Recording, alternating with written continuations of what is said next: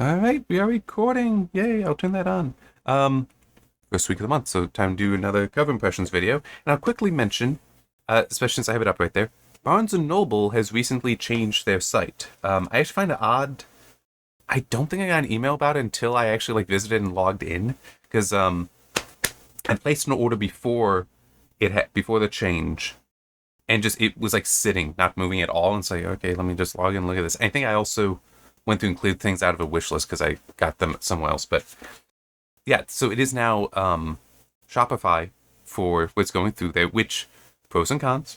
I do think it's a little odd that the login is now you just give an email address and then they send you a code to log in instead of using a traditional password. Okay, yeah, a little odd, but I mean, it works.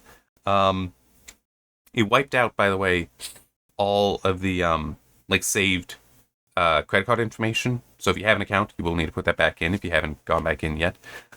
It does seem like some aspects of the site are a little snappier. One thing, though, that I do dislike... Sorry. Can I... It's one of those things that's also annoying because it's really hard to get to. Hang on. Nope, not seeing it there. But here, let me... Here we go. Okay. I was pulling up in my main browser, but... So this is actually the place where I first really noticed it. Is the coupons on deals page, which is not the easiest to find. But they made a change, and I actually sent them an email about it, just saying, hey, could you change this one back? And you do see how much longer it is to load in, because now it's interactive like this. Before, it would basically be links that you could just click on and pull it up. But it used to tell you how long these things lasted. And that is now gone. And that I really wish were not the case. Because, this one is only going for so long. And it does seem like the 50% off movies is typically 1 month and the next, although they haven't been falling on the months. So it's having that time is very important.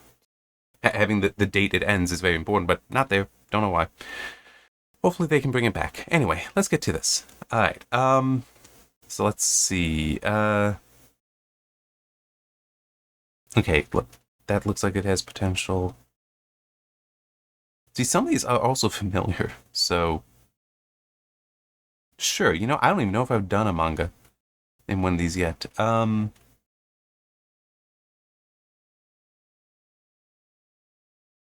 just...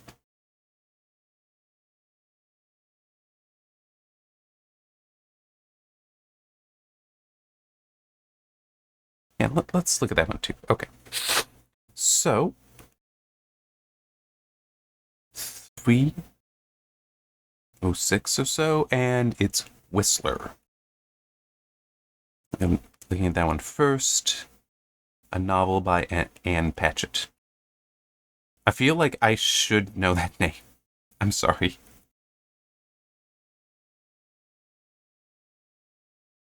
Okay, I'm just gonna immediately hit this.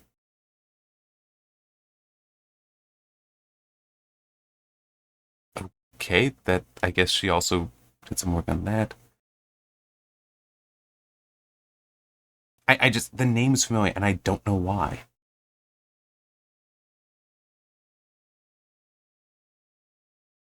Yeah, I got nothing. I got nothing. None of those are familiar. So anyway, let's look at this.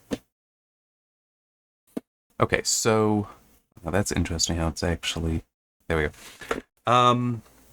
So watercolors. Obviously a horse. I could tell it was a horse initially, but I am so curious here because, okay, so it does have a saddle on there.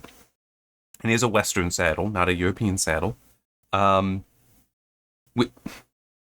I kind of wonder now, for Europeans, do they ever get annoyed? Because I could believe that just generically the horse and horse saddle is so strongly associated with American Westerns that you don't see, that it's basically always the Western saddle you see. You don't see the European saddle. And what if they ever get annoyed by that? Yeah, so we see that there. The reins here, which are actually falling down to the ground. I'm not sure if this is the horse is alert and looking, because it does kind of seem like that.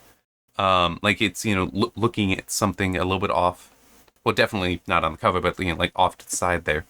Or if it's just that's how horses stand. It was like one thing I do remember somebody I knew who worked with horses had mentioned they are incredibly stupid animals. And also that in a lot of movies and television, they're actually drugged because they're too stupid. You can't let them just be there normally. They would be such a havoc, such a menace. But yeah, so it's a Western saddle. It's likely, a cowboy kind of thing, especially because, we've got a very large plain here. We see a little bit of a mountain starting over here, definitely one over here. It even looks like it's snow-topped. So yeah, you could see this being in the more western portion of the Midwest, maybe even towards the mountain area. One thing that is a little incorrect, potentially, is look at how, this is obviously a night sky, but look at how well illuminated it all is here. In theory, there could just be a fire over here burning, but yeah, don't really know. And Whistler, I would assume is the name of the horse.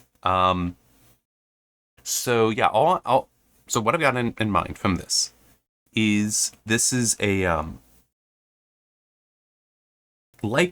most likely a Western story, some kind of Western. Potential. I don't know if necessarily a cowboy. Technically, we have that image there and have that be accurate. But not. It might not be like rawhide, if you know that. It might be more like having on travel potentially, because it is a lone rider here, a lone horse. So, yeah, don't know. Don't really know past that. All you really got is setting, not even time period. Because potentially, this could be modern day. You still have people that would be out riding and working. So it might not be as common, but it is certainly still a thing. Let's see what these other images are. Yeah. Prize winning New York Times bestseller writer returns with a moving, luminous novel that reminds us of the sweetness and impermanence of life and the power of connection to defy time. Okay.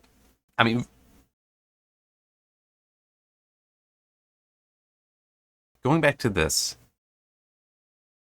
a little bit with the use of watercolors, but not strongly. Certainly not strongly. This, I would say, is a more feminine cover. Just on the watercolors, but very, very slightly, okay? On its own, no. There's nothing about this, especially because it's like the horses that was said. The cover could still work for targeting men.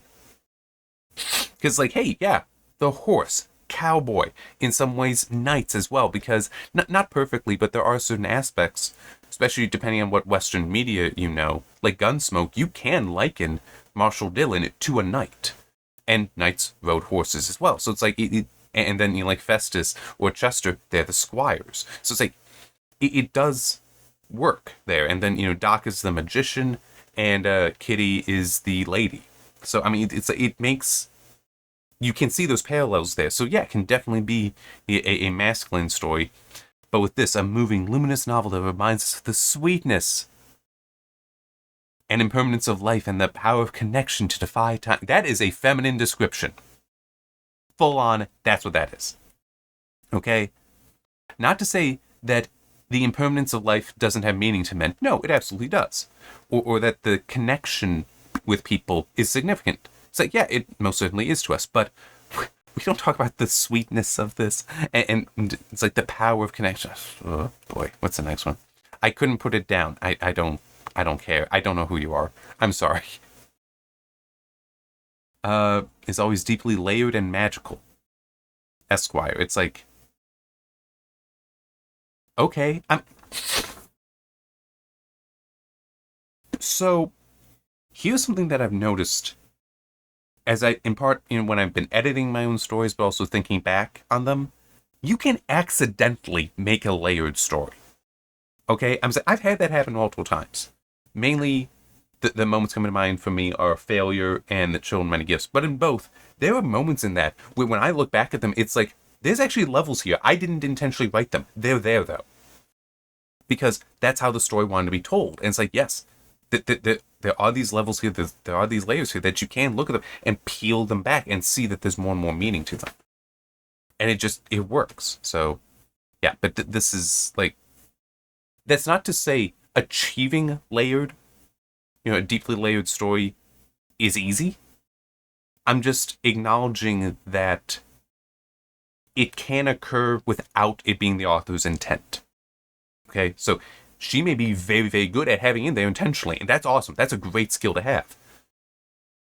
But it's the statement here. What I'm criticizing here is not Patchett.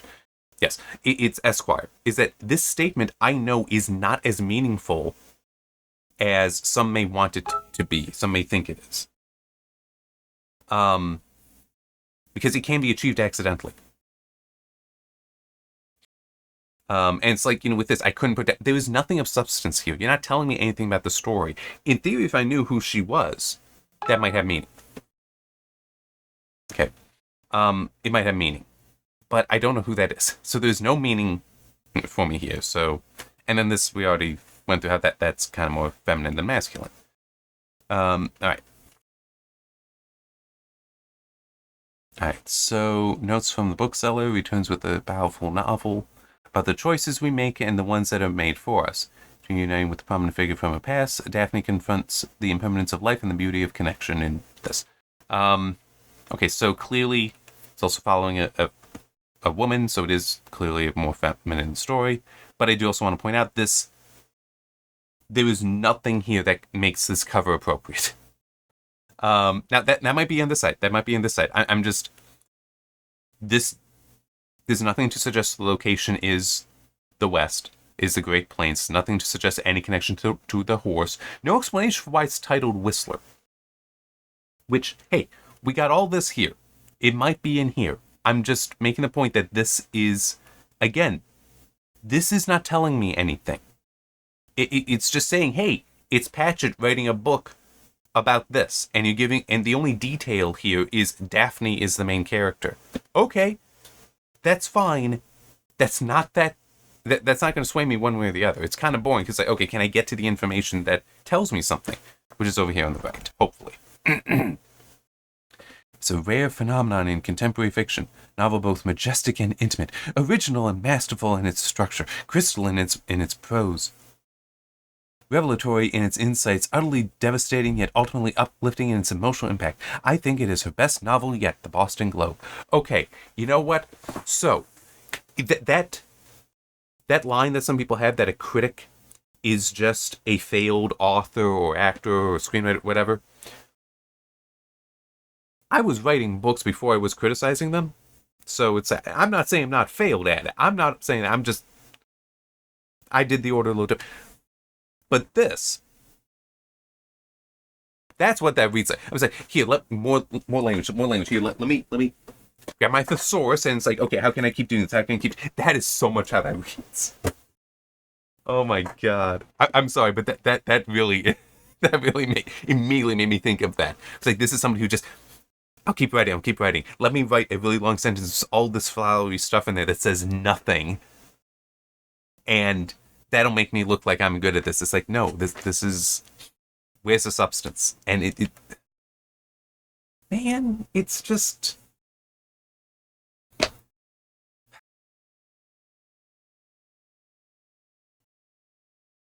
I can't figure out when I see stuff like this. Is this how women are?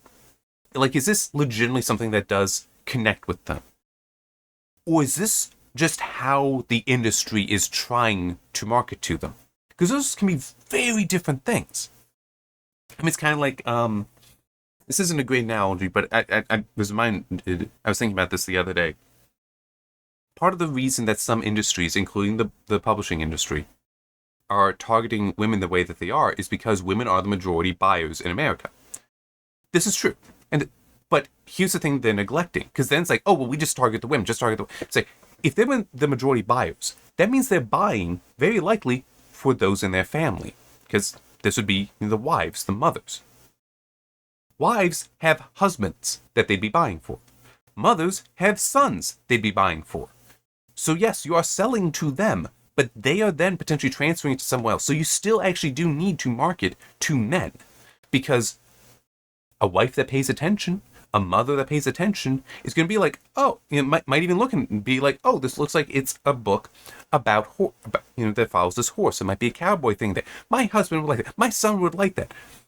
If she were to start reading this, she would realize, no, this doesn't have any meaning there.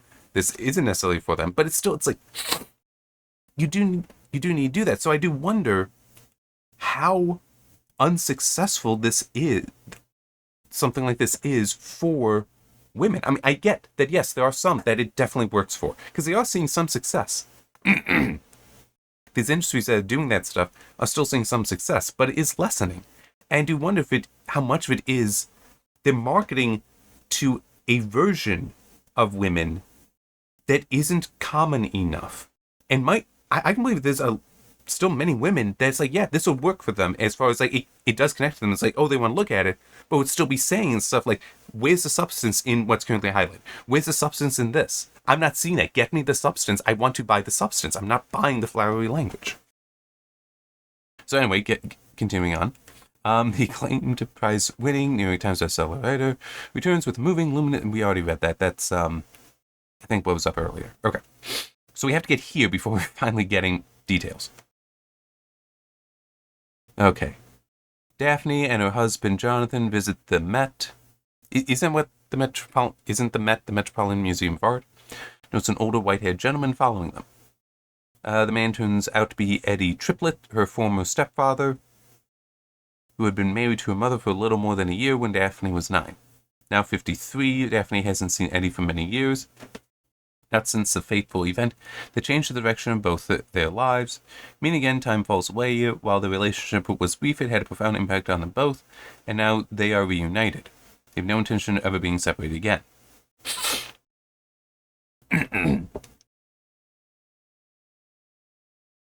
I know that this paragraph likely explains some of it, but there was substance here, don't get me wrong. There's definitely substance here, but I do feel you could probably cut down like a sentence or so there and put in another one that's giving some better meaning here. Because it's like, okay, I'm good with this setup here that, hey, she and her husband, like, she is moved on. She's living her life, her adult life. But this man who was her stepfather for a time suddenly is there. And they're reconnecting. It's like, cool. I'm good with that. That's a fine setup. But I do feel, I already want the explanation here of, had been married to his stepmother for a little more than a year when Daphne was 9. It's like, okay, what caused that to fail? Not since that fateful event that changed the direction of both their lives. You could tell us that right now, I feel. Maybe that's in the third paragraph, the final paragraph. Maybe that's there. But it's just like, because this is already the past. The story is going to be about their reconnecting, right? It's not about their past. I mean, yes, the reconnection is going to be based on that. But it just mean, what caused her mother to divorce him? Or him to divorce her? What caused that? Because potentially her mother was widowed. So this might just be she lost her husband, remarried, but then this fell apart. Why? No mention of like another new stepfather. We do know her mother couldn't have died, because if she had died, then Eddie would no longer just be, was once her stepfather, would continue to have been her stepfather, because he would have been taking care of her then. So it's like, I'm just, my expectation for the story, and this could just be wrong, is it's going to be focused on today. So that event that's in the past, that yes, it changed their lives, but they've moved on from it. They've lived quite a lot of life since then. I mean, she's 53. This happened when she was 9 or 10. Why don't you share it? And just let it be downplayed here and let it be of greater significance in the story. But it's like, what is that? Right. Two adults looking back over the choices they made and the choices that were made for them. Story about bravery, memory, and the often small yet consequential moments that define our lives. Endless stream of loss that in time comes for us all. Beautiful in simplicity, it is ultimately about how love endures and how the feeling being known by one other person, even for a short period of time, can change everything. Okay, I definitely have some problems with this now. You should definitely be telling us what the event is, I feel. Because it's about who they are now and connecting as that, not their past. You can tell us what it was that happened. Yeah, and it could... Yeah. Whatever it is, I feel you can tell us. But there's also... She's married, in theory happily, because she's now 53. So I'm assuming she got married in her 20s, so we're talking about 20, 30-year-long marriage to Jonathan. But this is making it sound like Eddie is her love. It's like, what? That she was 9 at the time. That no. What the hell is this? It's all about how love endures and how I get it's most likely just love between a father and daughter. It doesn't matter step or not, just the love there. But it just nothing about this final paragraph includes her husband. And I find that troubling. Because I still have no idea what's really going on here. It should be she's matured. And now, as a mature adult, is connecting with this man that she knew when she was so much younger. But what about her life now is there in this paragraph? And there isn't any. And that's... I talk a lot about feeling a connection with a book or not. And I guess one way to put it is... And this is not a good way to put it, but there can be certain anchors with a character that's like, okay, that's the thing I'm connected to. That's the thing that holds me there. There's nothing here. There's absolutely nothing here for that. There could be, though. Like, what is that event that caused them to separate, but didn't break their affection for each other? And actually, you know what? That, instead of saying about how love endures, well, like, change that language a little bit, keep the love endures part, but put it more about affection. Because... And the how the feeling being known by one other person. She's married. That's her husband. Okay, he knows her better than anyone in the world. Even for a short period of time, can change everything. It's like she already has that need fulfilled by her husband, or at least is supposed to. And you did introduce she has a husband, so yeah, it's I don't see any connection here. I really don't. And it... Yeah, I don't see anything to connect to here. I'm sorry. It might just be a lousy description here. And also, what the hell's it got to do with the horse? Who is Whistler? What is Whistler?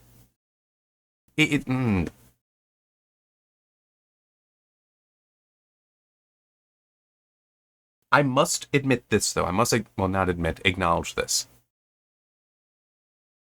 The book could still be good. There's nothing there telling me that the story itself will be poor.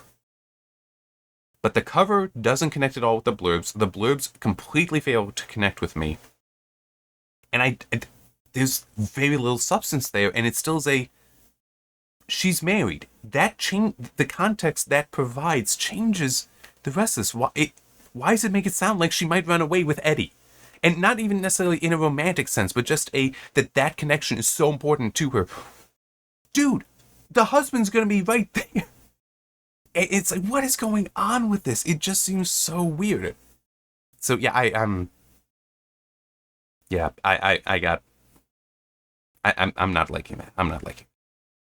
All right, so 23, 25, what's this next one?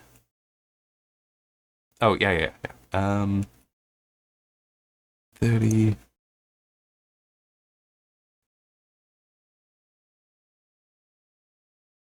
All right.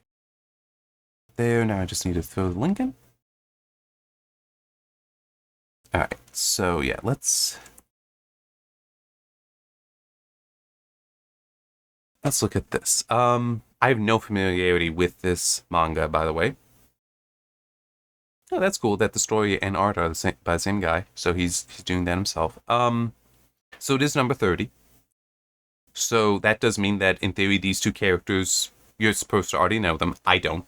That's fine. I'm just acknowledging it. But also why they can get away with... You can look up here. The title is partially obscured by one of the characters. You can get away with that because this is targeting somebody who would already be familiar with them, most likely. But it's also... There is a lot of information here. So, starting with... this dude has at least 3 arms. Because we see 2 here. There's a hand here. There might be another that we're just not seeing. He's got okay, so no, he might only be 3 arms.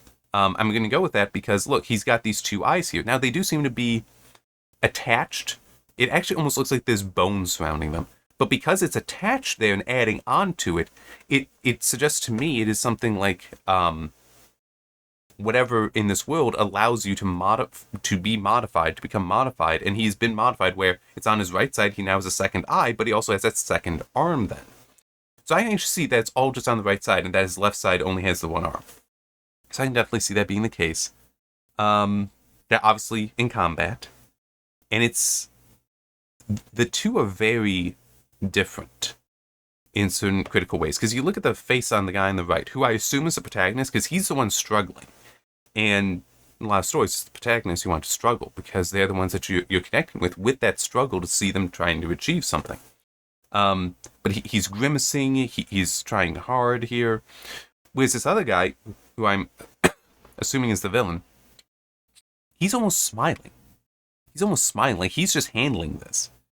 And it's like the way he's he is physically looking down, but even just how that eye is, Ian's kind of small. Whereas his eyes are wide open, like, yeah, I'm getting in there. But his eyes are almost still relaxed. In fact, he has the additional arm, and the eye thing does also suggest he might be more powerful just because he has these additional things to him that we don't see with this guy. He just has these gauntlets. One other thing that I'll mention is he obviously looks larger. We can already tell that, but there's also the eye color looks the same. The hair color looks the same. Like, could these two be related? I don't know, but if I read in the blurbs, I would not be surprised if it sets up that no, these two could be brothers or even father and son, in some kind of relation. So yeah, and it would not surprise me at all.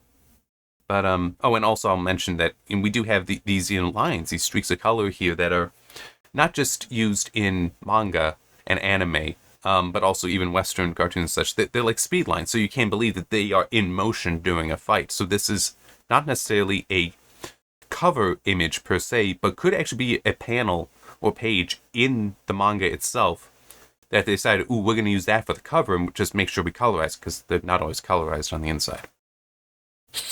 So, I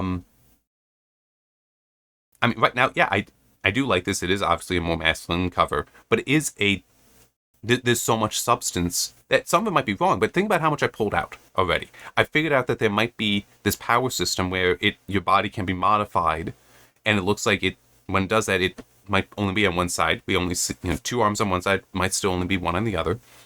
Have the power dynamic between these two, that this guy is bigger and appears to be more powerful. He's been modified. The other one does not appear that way. And he is struggling, so I'm also assuming he's the main character. So I'm already pulling this stuff out. And that, to me, is valuable to cover, because it's helping to build up that image in my mind of what I would expect from this. Okay. Where cursed spirits feed on unsuspecting humans, fragments of the legendary and feared demon Ryomen Sukuna have been lost and scattered about. So this could be what's on his eye there. That could be one of those remnants that have been scattered. That this guy has found that, and he's now attached, and that's giving him power, but now he's being fought. So it's like, I can totally see that being the case. Should any demon consume Sukuna's body parts, the power they gain could destroy the world as we know it. Fortunately, there exists a mysterious school of Jujutsu sorcerers who exist to protect the precarious existence of the living from the supernatural. Okay.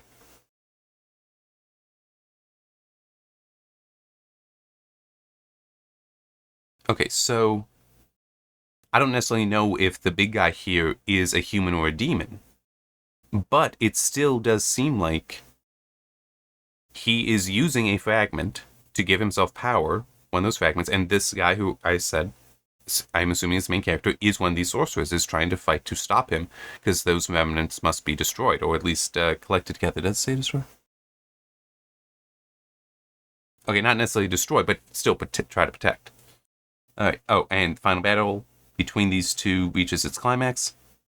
Midori attacks the scene between souls in an attempt to separate Sukuna from that. Was last-ditch effort bring an end to this stunning fight. Okay, so... Okay. So Sukuna that was the feared demon, whose fragments are broken up. Okay. Itadori attacks the scene between them to separate Sukuna. Okay.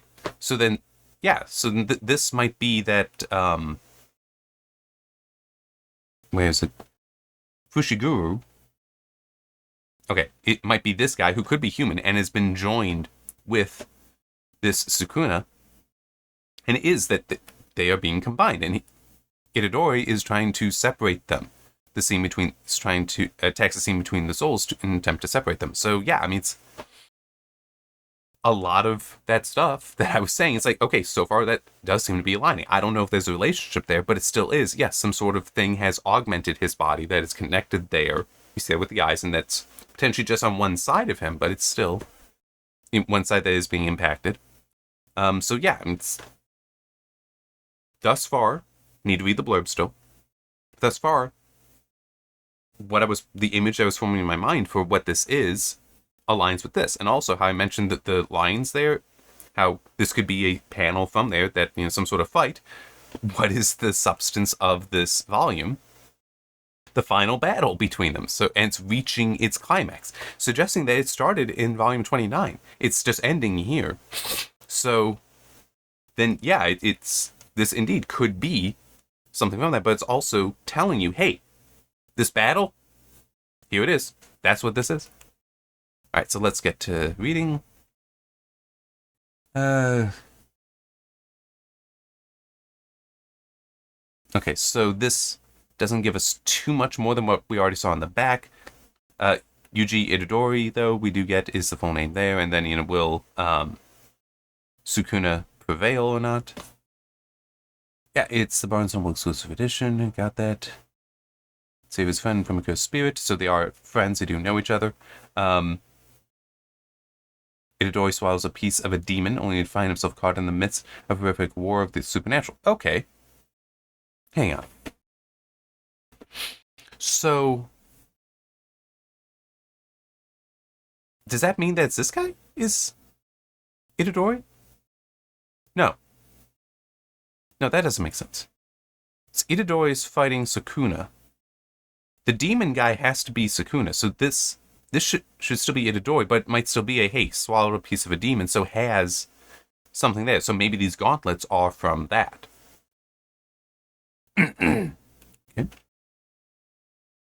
What were cursed spirits feed on? Okay. I think there's some.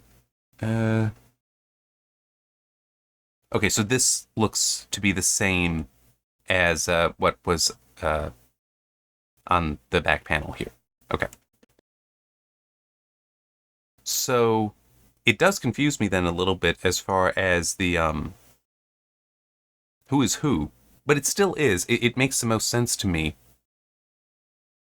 This is still Itadori, and this is Sukuna in there, because this is the one who's struggling. This is the one who feels he's in power. He has to be the boss. And to use video game reference, this guy has to be the boss, because it doesn't make sense any other way. And I just realized you're not seeing my cursor for whatever reason. The guy with the two eyes has to be the boss. That has to be Sukuna. So it's just this. There's also got to be, and it is also, if you look, well, no, actually, right there with how it does seem that it's more of a claw. It's not just like a nail there. It seems almost like it is a claw. So yeah, just out of curiosity, how do these?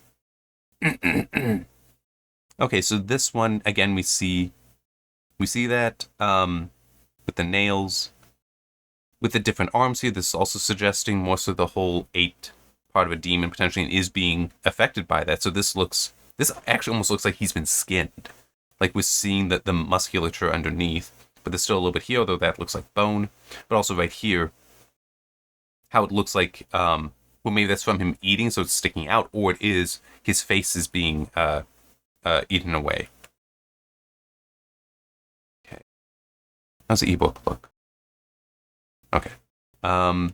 Which also, that does remind me, it was up here, wasn't it? Just want to quickly, any of these are better? Nope, none of those. Okay. All right, so let's now get to this. Well, yeah, I'll start putting this in at least. So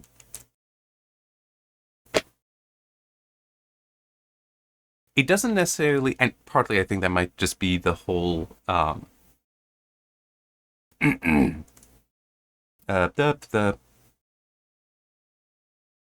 the fact that what I'm seeing there is the final volume, but I would still say that, yeah, the blurb there and the cover actually do look, they work well together, I think. But it is a I'm not, because of the whole being the last volume, I'm not necessarily that interested in it, because, like, okay, I get an idea of what's going on. The blurb is well written in that regard, but it's not, like, giving me enough detail, giving me enough substance to be like, oh, I want to go back to volume 1. So it's not necessarily succeeding there, but it's not making me not want to do that either. It's not turning me off. So yeah, I approve of that. All right. 58. Let's look at this. The divorce, which mainly, I mean, I do. Oh, okay. I can't zoom in. I do appreciate this. You know, the whole a divorce is separation, so it's cut through there. I'm good with that. Part of the reason why I wanted to actually look at this, can I get a look? No, I can't. I'm just curious about the other details here. So this almost looks like blood splatter, but I was also wondering, is the shadow anything? No, it does seem to be the genuine shadow here. So like somebody did just take a photograph, like, you know, had this prop made, put it there, put the blood spatter on, which you can't see. Like, it's very obviously on the wedding dress there, but it's also on his suit. Let me see. Can I? Yeah, it's supposed to be capturing the cursor. I don't know why it's not. Oh, there we go. But you can see a little bit of a spot there and there, but definitely the main one on her is there. Some down here. So yeah, let's. I don't know. It really was. I wanted to see what these additional details were, because I was kind of expecting that the shadow would be generated. Like somebody went in with Photoshop and made it something else. But no, it looks to be the true shadow now that I get a closer look at it. I will acknowledge that, you know, Freida, McFadden, that does seem to be... Actually, no, it is slightly smaller, but with the for the divorce being smaller, it looks like the author's name is larger than the title. But it still does look like the font size for the title, at least for divorce, is larger. So it's... I guess we could say they're equal size. But, so... seeing this, I am thinking it could have just been a melodrama with just the title The Divorce, but by seeing the blood spatter, I'm wondering if this is the metaphorical divorce of killing the person, murdering the person in order to get a divorce. So, you know, the so-called instant divorce. Just out of curiosity, do we have just different colors? Okay. All right, let's see. Back with more thrills in The Divorce, a new story of happily never after, which shouldn't, I mean, especially because never is italicized and after isn't. Shouldn't that be 2 words? Her perfect family falls apart. One woman heads down a dark path. Revenge in this tale, betrayal and vengeance. There's no turning back now. It's like, okay, at least this does make sense. The cover does make sense that this is a thriller, because this blood spatter, it makes sense. It's not like, it's actually funny because I see the book in real life. The Widow? No, so, no, that's it. John or Josh Grisham? Hang on.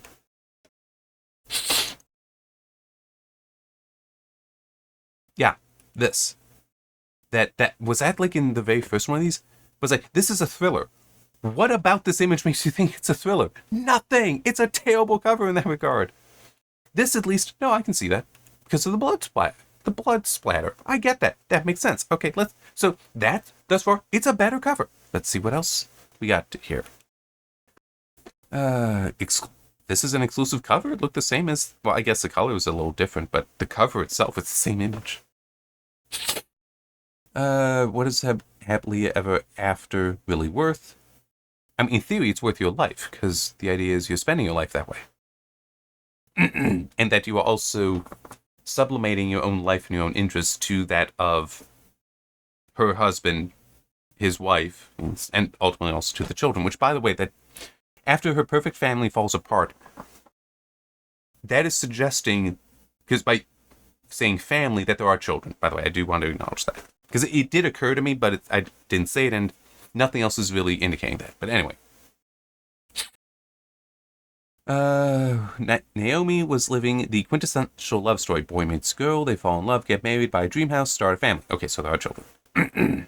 Then he kicks her out, hires the city's best divorce lawyers, drains their accounts, and takes up with a 20-something.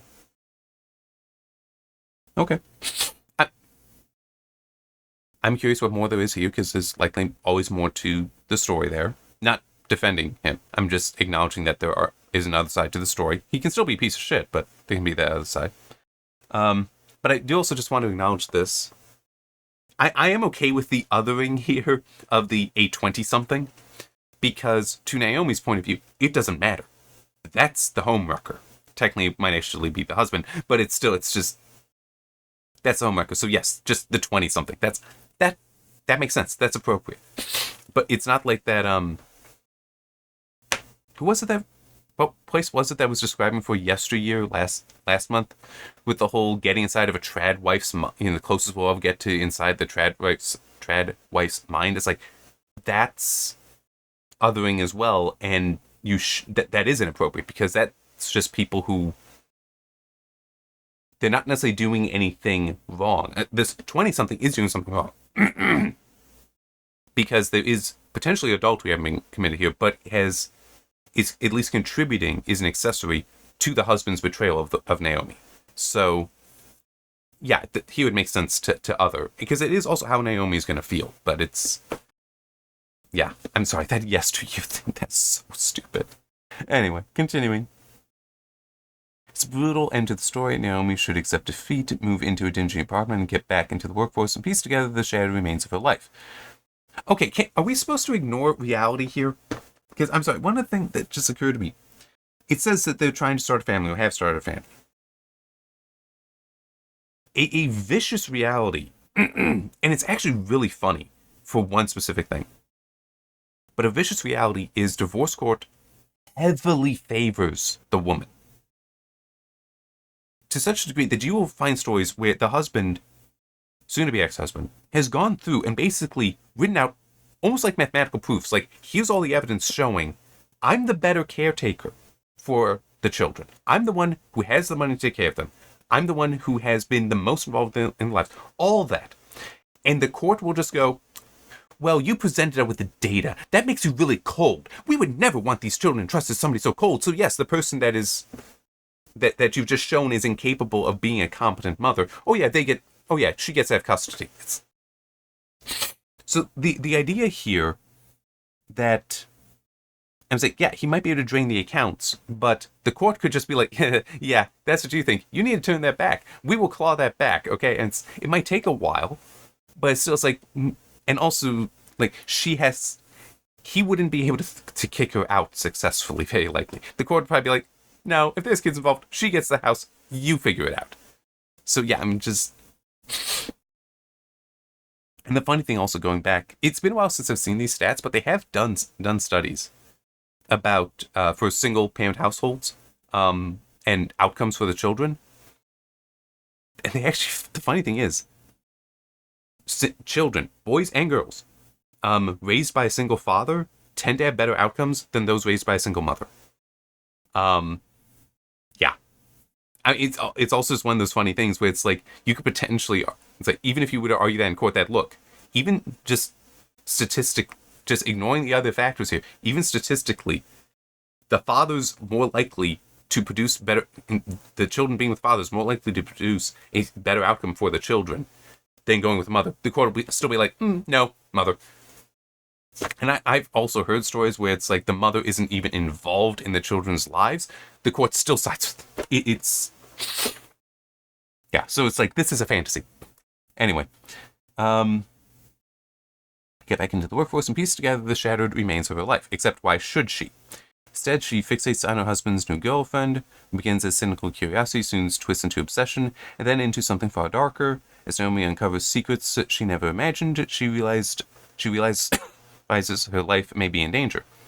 But what keeps her perfect family intact isn't worth it. Your perfect family isn't intact. You've been thrown out. You are divorced. It's not intact. But if she can get her perfect family back, isn't it worth it?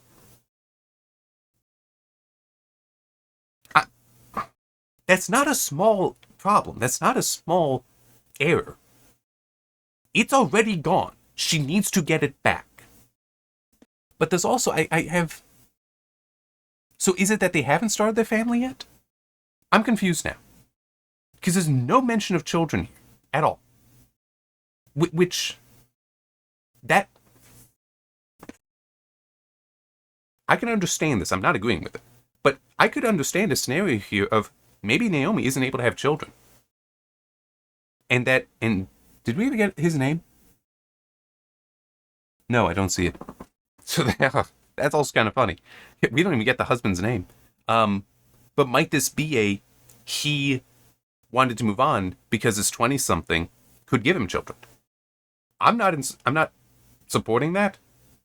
I'm not condemning. I mean, it's like that's a very complex issue that it would be completely inappropriate to, then he kicks her out. No, that's a conversation. I can believe that there could be some couples that when they find that out, decide to divorce because it's like, okay, well, if we find something else, then we have a chance of having children. But that's a conversation, a very long conversation, probably over weeks. Not this scenario here, but it's just... And again, it's a perfect family. Again, and it's like, you keep using this term family, but it's just the couple. Or are there kids here that you're just ignoring? I'm very confused. Because, I mean... It carries the meaning in this context that there are children. Because otherwise it would be her husband, like you her perfect home. I don't know, what would actually be the thing to do there? But I don't think that when they're still just a couple that you should just be referring to them as family in this context. Because it is are there children here? But it's... Buy a dream house, start a family. Yeah, because that's start a family. So they fall in love. This is something they did. Get married, something they did. Buy a dream house, something they did. Start a family, something they did. So there should be at least one child then. But then he kicks her out. So it's not starting if it were starting a family, then it's like, okay, they haven't had kids yet. They're trying. Or maybe she might even be pregnant at the time, and he kicks her out, which would make him very much a piece of shit. But it's just... This honestly feels to me that this is just a power fantasy, a female power fantasy that is specifically a murder fantasy. Like, she wants to stalk and potentially kill the girlfriend, the 20-something, and it might endanger her as well, apparently. So, and it's just, okay, how can we justify a woman wanting to kill another woman? Well, it's like female empowerment. What would get a woman to do this? A man. I'm sorry. It is just, if that scenario is right for the explanation, it's so funny. Because like, this needs to be something to like, show women are awesome. It's like, she's doing it for a man, so she's dependent on the man still, isn't she? Oh, man. It just... And hang on just a moment. I've been noticing that. Let me... Okay.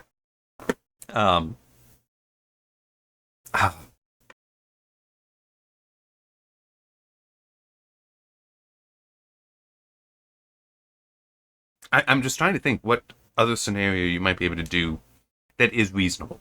Because, I mean, technically... he's a piece of shit. Okay? Throwing her out, immediately getting the most expensive tool. Piece of shit. So I'm trying to think, is there another scenario that would... Yeah, actually, you could do that, but then you wouldn't get to call it the divorce. And that's if they weren't married yet. If it was just, like, this was... They've been living together, it's been great, been awesome, hey, let's get married and, have a family, let's start working on this.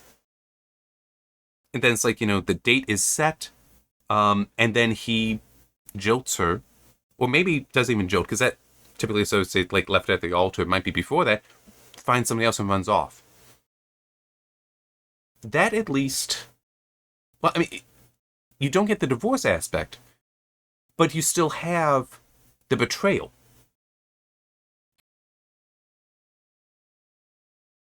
Something else I would wonder about with this is there going to be anything in there about potential to move on?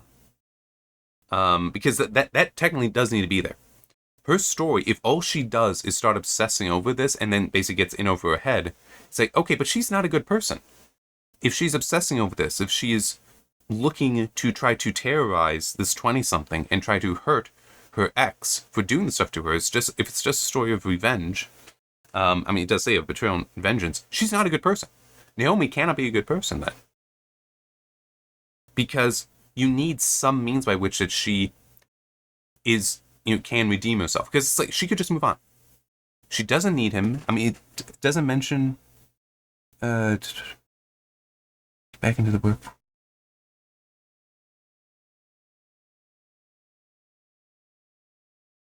Okay, I thought there was some reference to her. I must be thinking about something else. But I thought there was something about she was a professional woman, such as she would have, like her getting back into the workforce wouldn't necessarily be that horrible. Guess not. But it did also just occur to me, how old is she? They fall in love, get married, buy a dream house, start a family.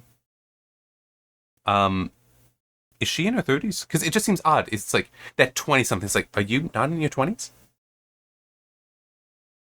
Because that also, like, it's part of the setting, part of the setup here that I do think is interesting. But in any case,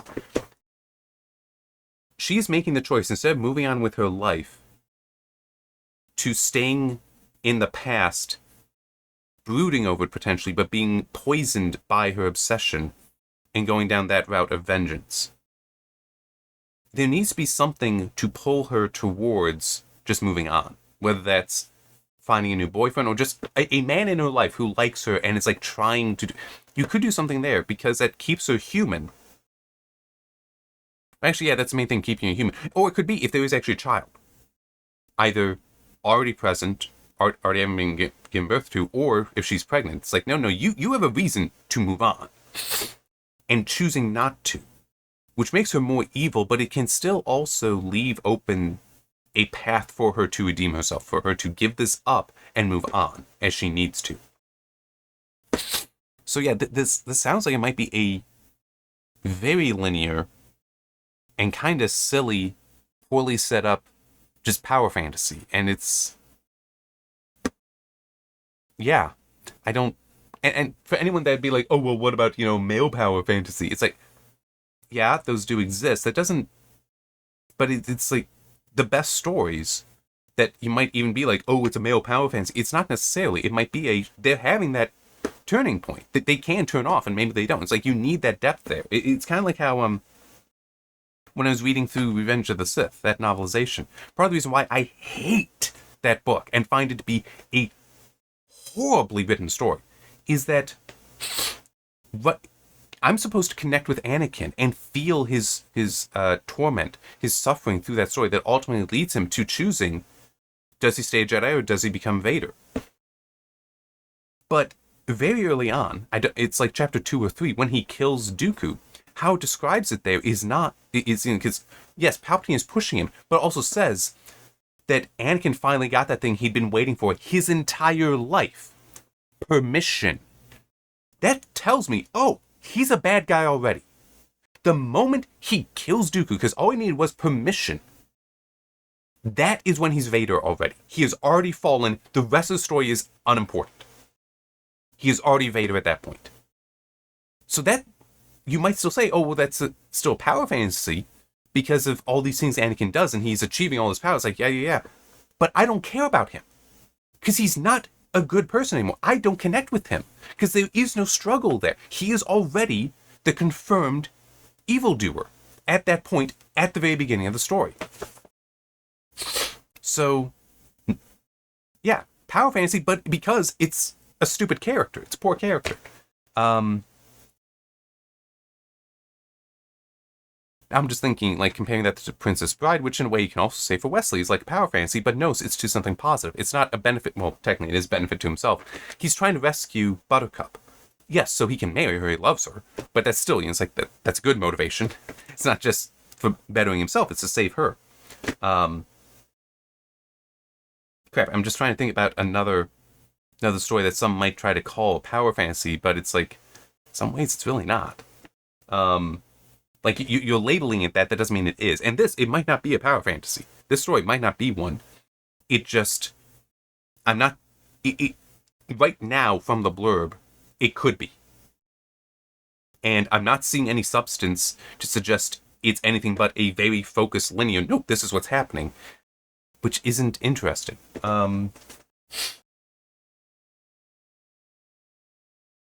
Okay, this doesn't necessarily connect the best, but I'll still use this analogy, and then I'll move on.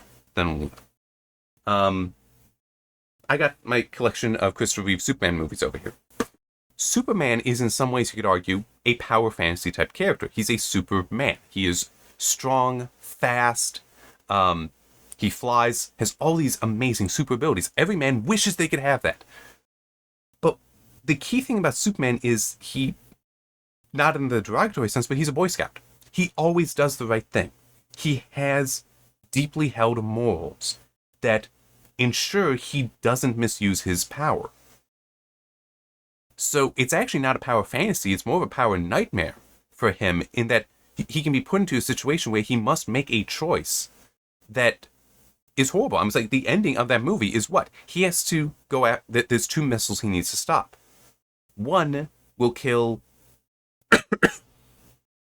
like, they're going to different parts of the country. One will save Miss Tessmacher's mother, and he promised, so he has to. His own values tell him he must carry out this promise. But by doing that by getting that one first, his own love, Lois Lane, dies. And it's torturous to him. Because he did fail. Yes, he saved basically everyone else's life, but because it hurts him so much because he had to make that choice. That's part of what makes Superman so interesting is, yes, there is no challenge there's no physical challenge he cannot achieve. He cannot overcome. It's the moral ones that are the problem for him. Because he cannot compromise his morals. He's too powerful to not. So you cannot, some people might try to ignorantly, stupidly say Superman is power fantasy. It's not. Because it is about, a core element to the character is he cannot give in to power fantasies. He is powerful, but he cannot give in to that. To a very different degree, sorry, I know, I said it, but Batman has a certain element there as well, because of Batman's no-kill rule. And the way I've heard it explained is it's not so much... his no-kill rule comes in part from he is afraid that if he were to start killing, he wouldn't stop. That he needs to keep himself in check. That basically he knows he is a monster. Or that he has the potential to be a monster, and he needs to not let himself get close to that. Which again, that's, you might think, oh, power fantasy is going out and beating people up. It's like, no, he's restraining himself constantly. Even though he's not superpowered. Batman is just a normal human. He's a superior form, but he is still just a human. Still not a power fantasy, though, because of that internal moral conflict that really, really is core to his character. Where's the conflict here? Where's the conflict? I don't see it there. So I just see this as being as I said, very linear power fantasy. What is there that makes her redeemable? Nothing set up in there that would make me think that. That's very disappointing. Very disappointing. All right. Now we can move on. What has Kobo got for us? What the heck? Okay. I'm staring at so much. Let's do that one. I have every faith that this is going to be stupid. So let's look at that one.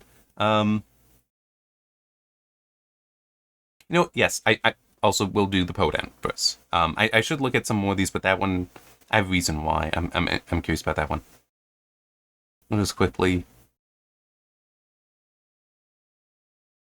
quickly look here. I'm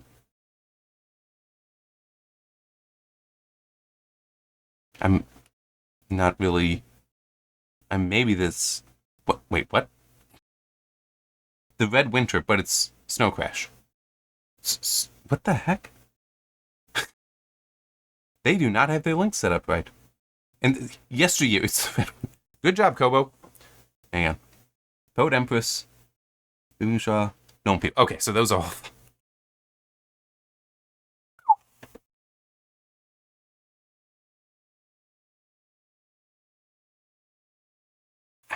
To lunch. It takes so long on these things. Come on, there we go. All right.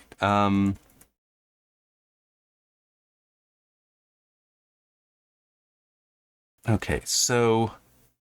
All right, yeah. So this. Oh wow, yeah. There's definitely details that you don't see until you zoom in on this. So we obviously have the house. I could make out the two lamps here on the side is kind of odd. Like this is the top of a light pole. There's a sword up here. The light in the main door here. It's not just like the doors are open. No, that's a silhouette of a woman. Have a hand there just pointing. This I can't quite tell. It's some kind of face down here, and I just. Yeah. Okay. Yeah, some kind of face there, like a mask almost.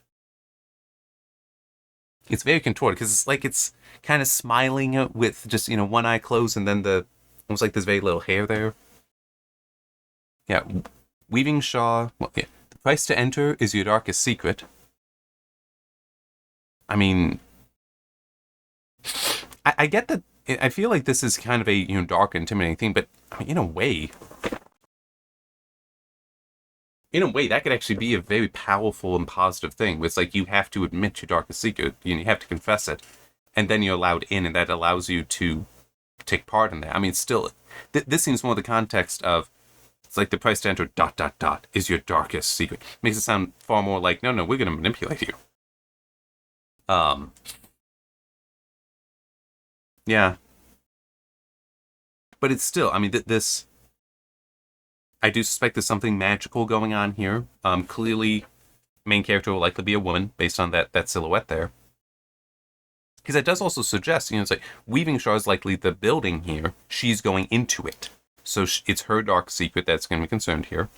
I don't know what's up with the hand or the face here, other than, I mean, the face seems kind of evil, so yeah, darkness going on here. But it's also notice the sword is in the house. So it is, the violence, something there.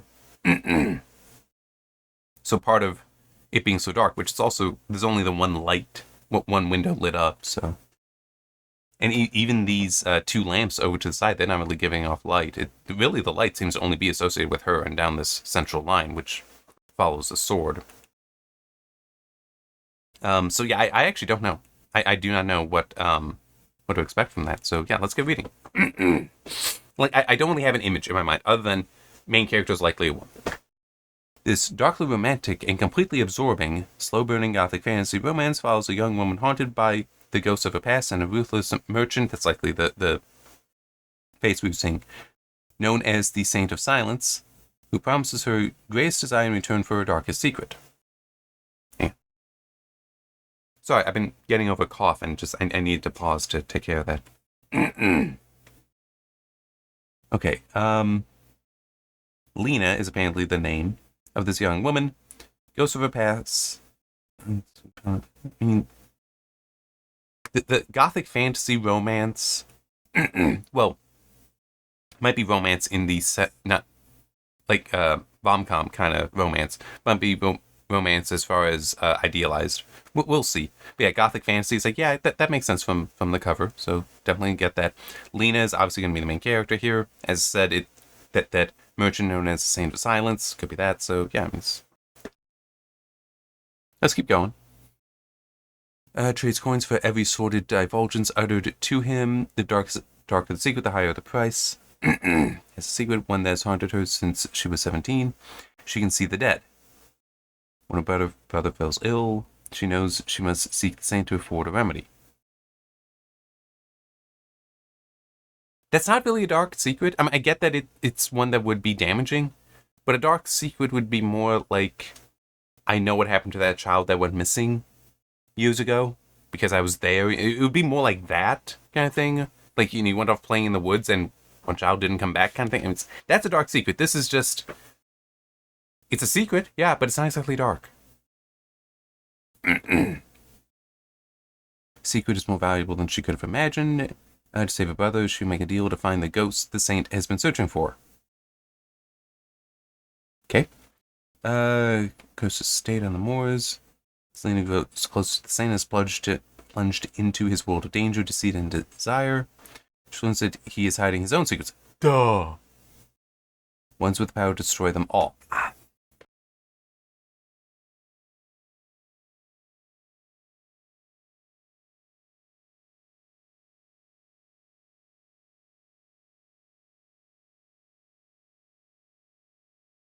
It has potential, but I don't trust it. I am good with this premise here. A guy... it still is. This merchant is evil, because he's basically saying, hey, I will pay you if you give me stuff so I can blackmail you. That's not good. But I can see it whole being desperate, which, I mean, that's another thing. Like, the whole desperation. It's like, what's the stereotype for a desperate woman? Becomes a prostitute. That would be a dark secret. That if she manages to get out of that, then tries to have a clean life, an honest life, it's like, I don't want anyone to know. It would ruin me. That's a dark secret. But it's just... It's still the premise here. Oh, she can see dead people. He has a ghost that he wants to track down. She can facilitate that. So it's like, okay, go and do that. And then he follows along because, it's his business with the ghost, not hers. It's like, okay, yeah, there's a setup here that I can see. Is her brother being taken care of? And it's like, okay, give me the money, then I'll help you because I need to take care of my brother. I can't be away and then have him die, kind of thing. But I'm concerned by this as she grows closer to the saint, and also just calling him that is annoying as well. As plunged into his world of danger, deceit, and desire, she learns that he's hiding... I mean, yes, obviously he's hiding his own secrets, but ones with the power to destroy them all. It's like, you don't need that. I feel like that destroy them all, you're building up a stake there that isn't necessary. This can be just a deeply personal story there, that it's...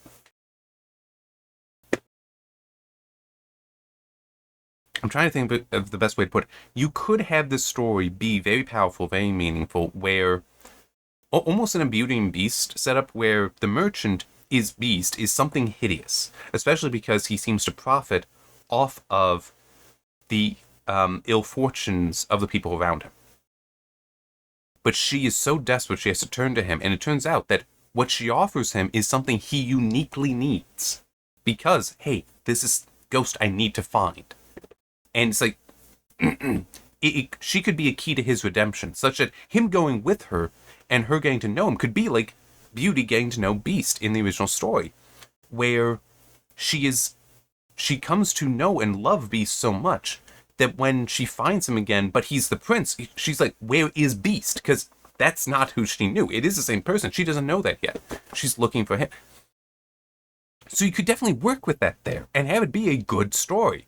But I don't trust it here. Because plunged into this world of danger, okay, deceit, yeah, that seems to align with what he does. And desire, it's like, okay. So then maybe this romance aspect, it might be sexual in nature as opposed to idealized. And also the whole power to destroy. Don't care. But it's like, it is from that I don't really trust this. That's like, okay, you might be putting in this stuff that might be good for titillation, but it might not be good for storytelling here. So, yeah, I mean, but I do still acknowledge, it does have potential. It does have potential. But I feel if it kept more to just, this portion, that would be better. It's especially this one that concerns me. That is what concerns me the most. I mean, I don't like titillation in stories because if it's not serving a purpose, it shouldn't be there. I very much feel that. But it's like, his secrets are almost irrelevant, okay? She's going to be the main character. We can learn a lot about him. like find out why he's been doing what he's doing. Why he would collect the darkest. How does he have his money as well? That he's able to buy these secrets. Where's that coming from? It's like there can be so much history to find with him that could be very interesting, very fascinating. But instead, and none of those have to be to power to destroy them all. None of them have to be that. It can just be that. In fact, hell, this could be completely a retelling of Beauty and the Beast, in that this is his home.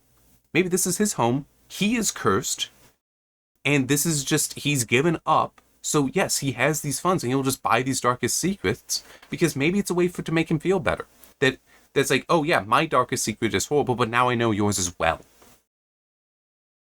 It could be cathartic to him, but then she, who is noble and is only giving up her secret to save her brother's life, that's in Beauty and the Beast, that she went with Beast because it was owed to him. I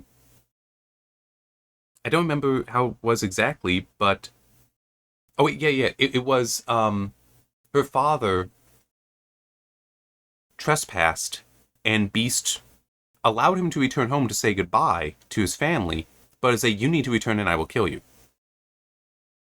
Because of the trespass. But then Beauty went instead and managed to prevent Beast from killing her right away, but she stayed with him then. And they got to know each other. So it's like, you could have something like that here. You could absolutely do that telling here, a retelling of it here, where that's the castle. That's Beast's castle, and it's the merchant's mansion. Like, you could absolutely do that, but I don't, because of the power to destroy, that's not relevant to the story. Right? You don't need the stakes to be global, to threaten the world. They just, personal stakes are enough if there's something you can connect with. That the reader, that the audience can connect with. That's what makes them matter. I mean, it's... Take, for the Marvel Cinematic Universe, Captain America Winter Soldier. There's two stakes going on there. One is the threat to the world that Hydra is, if they manage to get the helicarriers up. But it's also the very personal stakes for Steve of rescuing Bucky. That is the most important thing to him. It's like, that is a very personal stake there. And that, it connects with people.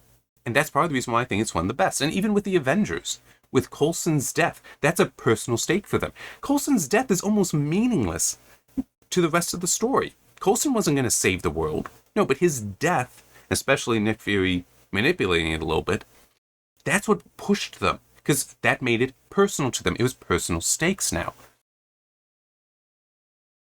That, you can work with that. This idea that, oh, we need to keep escalating stakes. No. You just need to make them meaningful. You need to make them significant to that person, to the people involved. Make the people real so the reader will be able to connect them, and you're good. You got it. You got it. So, yeah, and I don't know if I would want to... I'm just thinking about the whole... Because, with some of them, and not so much in this cover impressions, but in previous ones... I've mentioned the whole that, like if I had a girlfriend or had a wife who read a story and was like, oh yeah, this is really good, you should read it. It's like, okay, yeah, I'll give it a try. Haven't really run into that here. But this, I'm not even sure. I mean, yes, it's Lena is going to be the main character. I don't even know if this is really all that woman-focused, female-focused, or male-focused. This seems kind of, just based on the blurb, it could go either way. It's probably leaning more for women, but it isn't strong. It isn't strongly that. I still just, I don't necessarily trust it. But if somebody were to, if I knew somebody who read it and said that, oh yeah, it was actually pretty good, I would probably question them a little bit. Like, does it work out this way? It's like, oh yeah, it kind of does. Or no, it doesn't really do. It's like, then I'd judge if I'd want to bother with it or not. But as it is, no, I don't think so. Which is disappointing. All right. 114.35.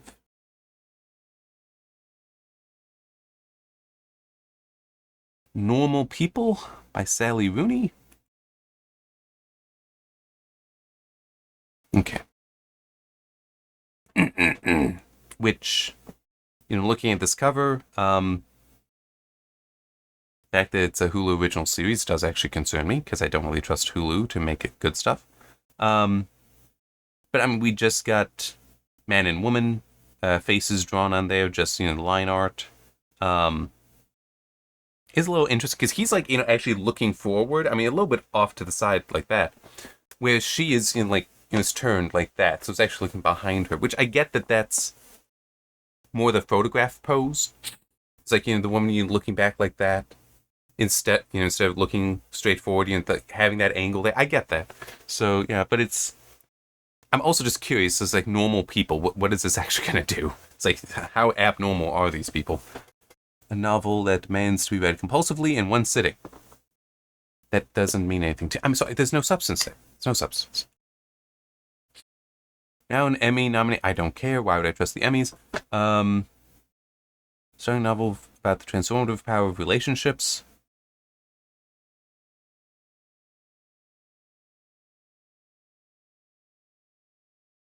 I'm sorry, but yes, relationships are supposed to be transformative. I mean, a good friendship, because it's also a relationship, is supposed to be transformative. Acquaintanceships, not necessarily so much. But a friendship should be transformative. Obviously, a romantic relationship at any of those levels, whether it's be, boyfriend, girlfriend, or married, those are supposed to be transformative.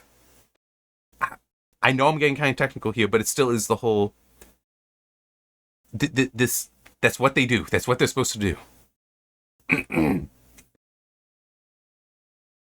From the author of Conversations with Friends, a master of the literary page turner.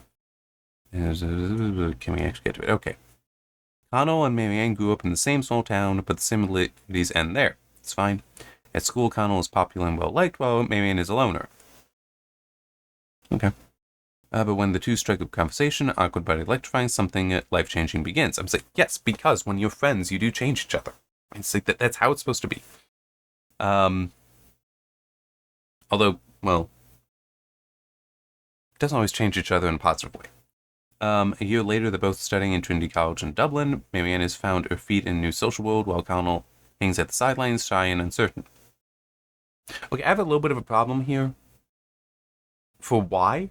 It could just be he had the advantage when growing up in that small town. Like, he was the popular one. Everyone in the town knew him. Now he's in a new place. He doesn't have that advantage anymore. So it's like he has to start making friends instead of just continuing with the ones he had. Whereas she might actually be good at making friends. It's just everybody already had friends there because they were in the same small town. So they would have always known each other, would have always been in classes together. They already have the friends. Whereas here, no. People are coming in, you have to make new friends. Maybe that is a place where, yes, she blooms and it succeeds there and he struggles. So I could see that being the case. But I don't know if that is the case. And as I keep reading, are we going to get more of that, or are we going to get that explained or not? So anyway. Throughout the years of university, circle one another's, straying toward other people and possibilities, but always magnetically, irresistibly drawn back together. She veers into self-destruction. He begins to search for meaning elsewhere. Each must confront how far they are willing to go to save the other.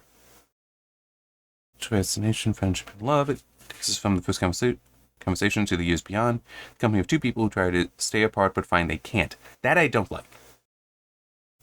I don't know why you would have this. They try to stay apart. Because it's that. That is, I feel, contradictory to this. Because, if it's an electrifying conversation, these two should be friends then. Even if it is awkward, because, they're still getting to know each other, that's fine. But even if it is awkward, if it's electrifying, that means there's a reason to continue this. So at that point, they're friends. The idea that, they would want to stay apart, no, they wouldn't. So that inconsistency I do have a problem with. But I will grant that, the rest of it, that's, what's being described here was she's finally blooming, she's finally blossoming there, because maybe it is she's good at making friends when there is that desire to make friends. But in the small town, everybody already had their friends. She wasn't in those circles, and she couldn't get into them because people were happy with those circles and didn't want to include her. But he was in those circles, so it was great for him. But now those circles don't exist anymore. Yeah, so I can see that, and even the straying towards other people and possibilities, but always coming back together. That could also be they did go there as friends, and they didn't want to be in the relationship. They wanted to be friends, but they weren't committing to each other yet, and so they would try to do other things, but ultimately was still coming back together. It's like, yeah, you can definitely work with that. That's a fine, real story that you could really, really do a lot with. And then also the whole, she starts veering into self-destruction. He begins to search for meaning elsewhere. I'm not entirely sure what that is, though. It could just be search for meaning.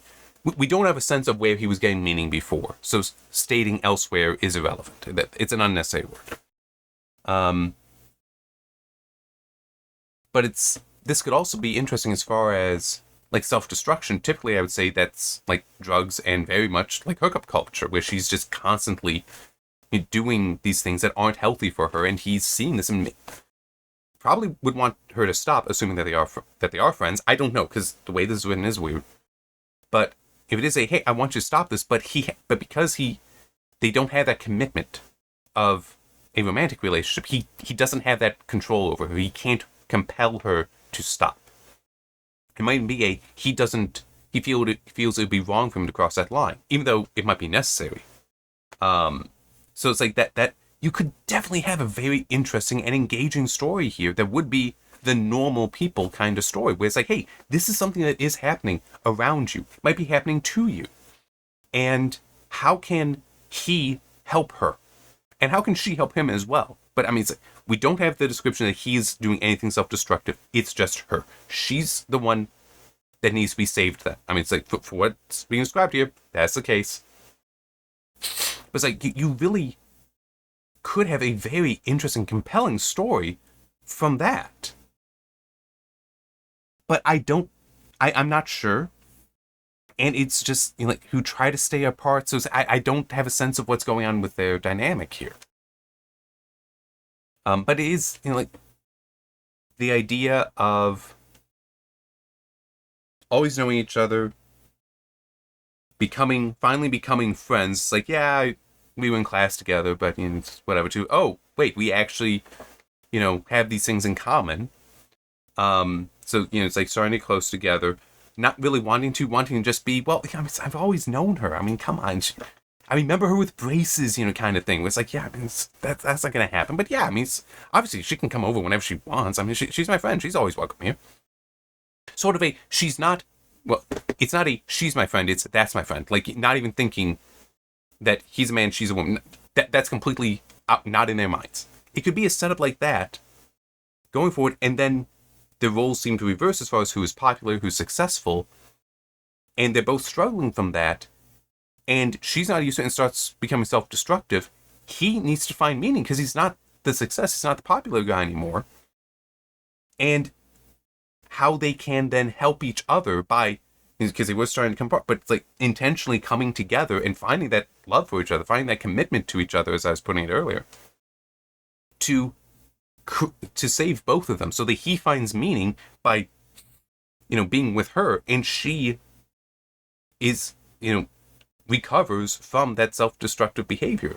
That's by finding it with him. I mean, it's like, you can definitely do that, and that, as I said, can be normal people, because this is stuff that normal people can and do likely go through. It's that try to stay apart. I don't understand that.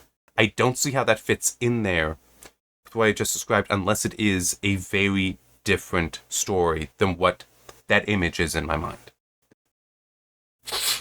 And it's also, like, as I said, transformative power of relationships, they're already supposed to be transformative to various degrees, yeah. I mean, because it's also, I'm saying, in theory, this is just a love, like what I was describing, this could be a love story, although it doesn't say in here anything romance. It also doesn't have to be a compulsive reader. But yeah.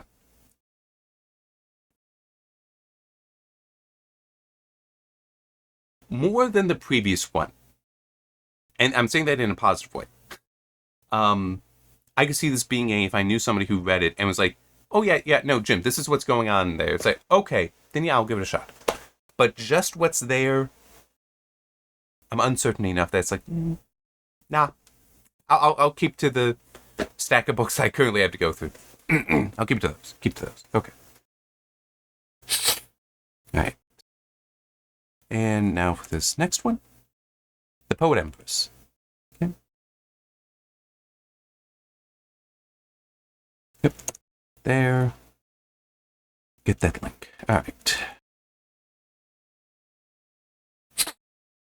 Oh, the heck? Okay.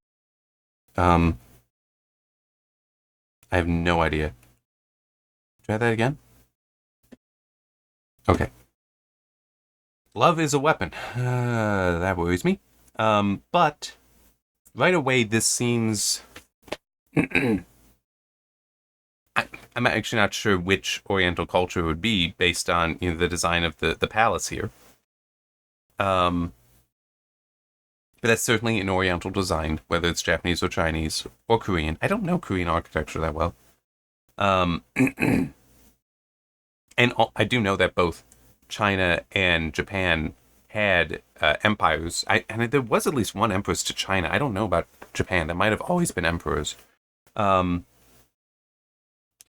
But we've got the very ornate dress in the background being worn by, you would assume, the empress, although I don't see a face there. Very, very elaborate headdress. It looks like we do have the figure of a woman who's in a very plain dress, atop it here. So it could even be, like, yes, she is the empress, but she wants to be simple. You need to put on all the trappings. You need to live in the elaborate home. You need to have the elaborate dress. You need to have the elaborate headdress because you are the empress. But that this is who she wants to be, just a woman in a simple dress, writing poems. Have the flowers here, which that could just be because of the artwork or because the poetry. Just to help connecting with that. Could also be because love is a weapon. But the connection to love there. But we do also have these flames here, like, oh, things are in danger of being destroyed. All right.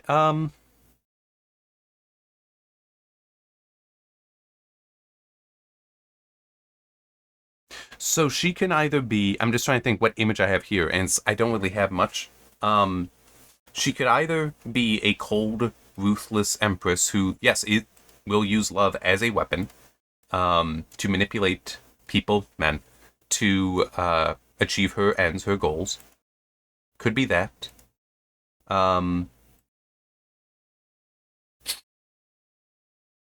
There. Sorry, just taking care of some stuff. Or it could be, what I was saying, that she is a woman that would prefer to just have a plain life, but cannot have that. Or at least she can't have it often. And yeah, but then I'm not sure how love as a weapon would fit in with that. Unless it is more of she is using the love she feels to achieve some end. I don't know. I have to get to the blurb. I am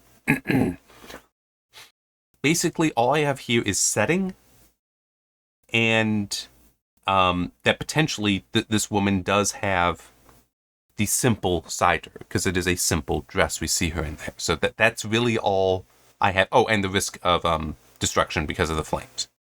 All right. Debut author, but USA Today bestseller. That okay. I am cynical enough because of this stuff. That worries me. That's like, oh, this might be a by the numbers checklist to satisfy what the current publishing industry wants, as opposed to it actually being a good story. Just because it's already a bestseller, but debut author. It's like, I mean, it's possible that this is a true good work of art, but I can also see it being checklist. Anyway, Lush Deadly World of the Poet Empress, a sweeping epic and intimate fantasy perfect for fans of the sermon. And okay, I don't know those. All right.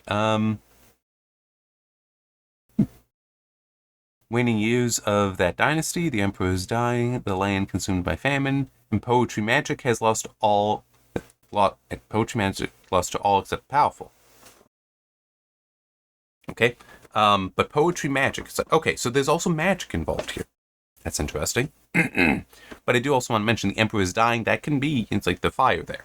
That, hey, destruction is coming. Doom is coming because he is dying. He potentially was holding it together. And once he dies, you could have the battles for, okay, who's going to succeed? Wei Yin is desperate after the fifth death of a sibling. Could be, oh wait, no. With her family and village on the brink of starvation, she will do anything to save those she loves.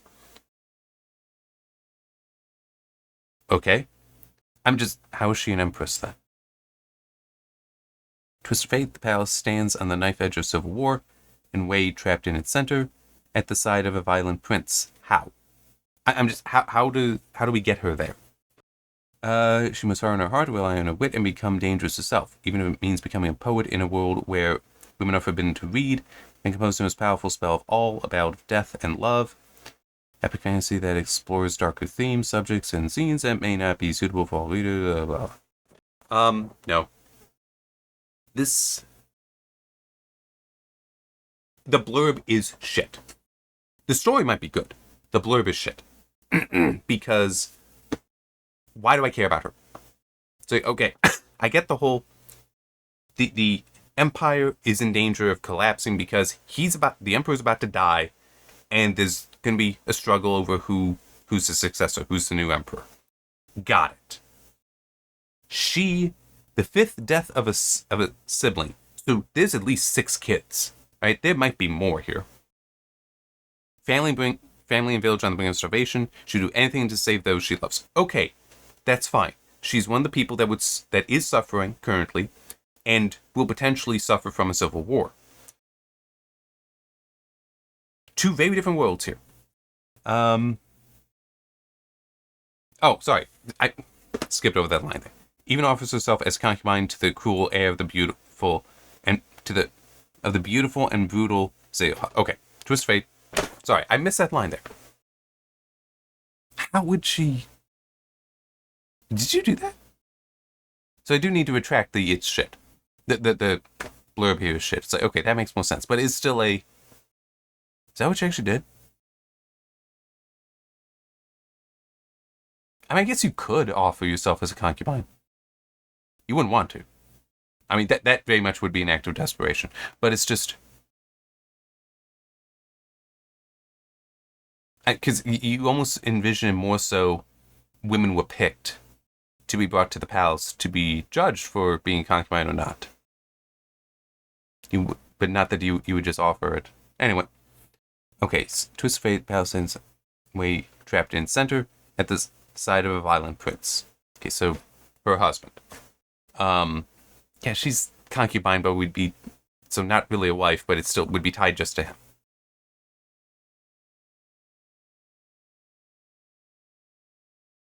It's also this still is a shit. It's the whole blurb isn't shit, but this is still something that's definitely a weakness for it. Something as bad is I don't have a sense of poetry magic and becoming a poet with forbidden to read and all that. It's like and make a powerful spell. It's like, okay, what? I feel like we need more time. Linger more on in this blurb the poetry magic. But it's also, wait a minute, she's forbidden to read. She's from a village that is starving. How would she have any capability for this? Like, what is the setup here for her to even become a poet? Shouldn't she be illiterate when she came?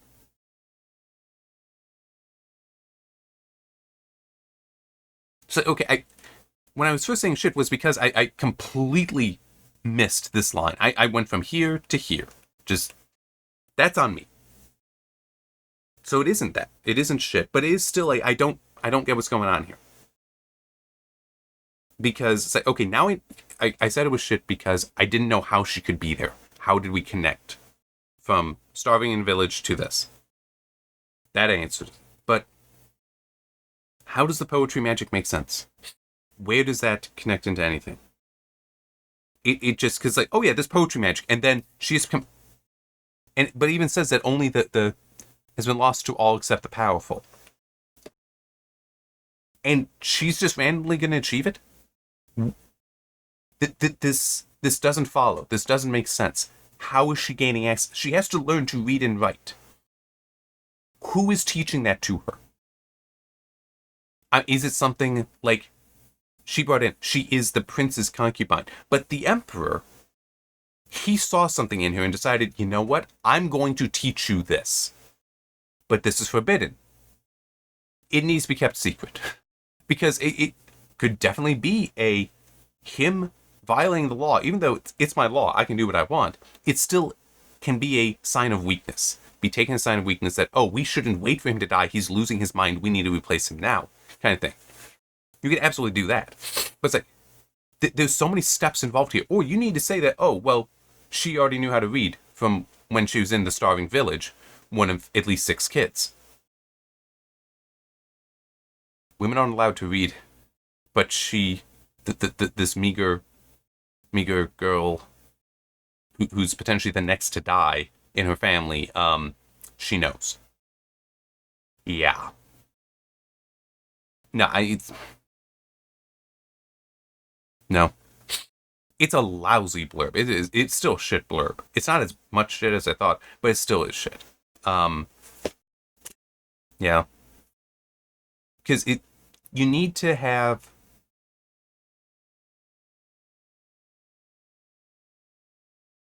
Okay, change it a little bit with... Like, this is the stuff that's happening up at the top level of the Empire. One of the princes vying for power in order to prepare himself to be a new emperor is collecting women to be concubines. Because that is something that such an emperor would do. I'm not saying it's right. I'm not saying it's wrong. I'm just saying you would do that because it is a sign of power. It's a sign of status. Okay? So we'll start doing that to try to make himself more so the heir apparent. Kind of thing. Finds her, brings her in. It's collecting women from starving villages, which can also be a way to get those villages to be on his side. Because, oh, my daughter will live. Kind of thing. So yes, I will support you. So you could have that move be done there. And have him still be a violent prince, as is described there. You can absolutely still be. And then when she's there, have it mentioned that her family was teaching her how to read and write, or somebody nearby was teaching her how to read and write in defiance of the law. But now, because she has that skill, she can use it to help this violent prince. Even though he is violent, she can still help him. And because it is a spell of death and love, may redeem him, may see him give up the violent ways. It's like you can definitely achieve that, but it makes a lot of this kind of irrelevant. You wouldn't have the offering like that, but have it emphasize more the poetry magic that it's like, oh, this is going to allow her to change the world. Because also it's like, Twist of Fate, the palace stands on the knife edge of civil war and way trapped in sin. You don't need to state that. That can be implied by just her being in the palace. I mean, yeah, we already know from this that, the emperor dying. We already know from that on the edge of civil war. That's already told us. We don't need this stated here. Basically, all we're gaining here is violent prince. That's all we really got. That's all that it's adding there. So I figured, drop that out and just make it why she's in this situation could be he's trying to legitimize himself by improving his status with concubines.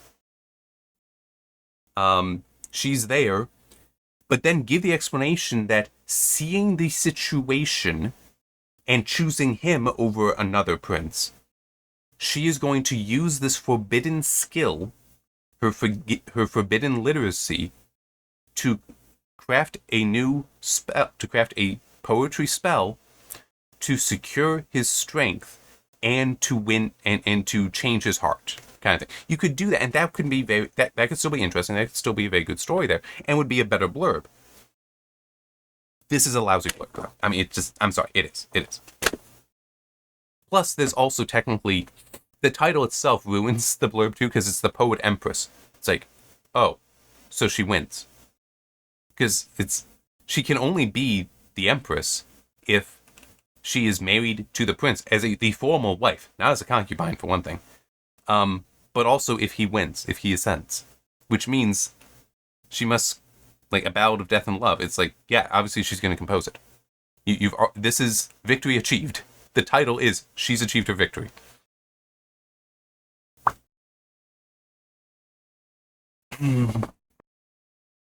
I really hate that. God. Correction, I'm back to it's shit. I'm sorry, but it is. It is. Because you're telling us the end. God. I get the whole, oh, but she has to win. Yeah, but she might not win in the same way. I mean, it could be instead that she tries and she fails with that magic, but she manages something else that ends the famine. And for doing that, even though her prince has been defeated, even though she has broken the law by knowing how to read and write, the new emperor could still be like, you have purchased your life and his by your magic that has ended the famine. I banish you from the palace. Return to your village and live out your days there. That could be, like, you could absolutely do that. That could be the end. She's not the poet empress. Could be the poet wife. Could be that. It's like, wait, hey, the ending isn't what you expected, but it's she will be back home with her family and with a husband who who cannot be so justified in his violence. So maybe it just can't be violent because he has to keep working in the fields. He comes home, he's too tired to beat her or anything. I mean, and also, she may have proven her value such that he wouldn't do that. That now, no, you are not a concubine, you are my wife. So it's like, you could do that as well. But nope, poet empress, we know how it ends. So, yeah. Oh, boy. All right. Yeah, it's starting to pull up time codes and it's like it doesn't matter yet.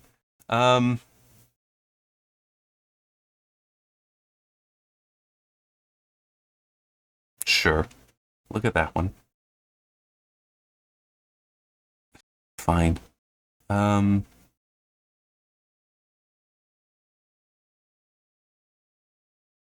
You know what? Sure. I have a feeling, I'm assuming that's a fiction book, and I'm not going to like it, because I don't trust Neil deGrasse Tyson, but you know what? Screw it. This could be fun. This could be interesting. Okay, oh boy. So I just want to clear out there the nonsense in the URL. There. All right. So what have we got here? Land, a novel. I mean,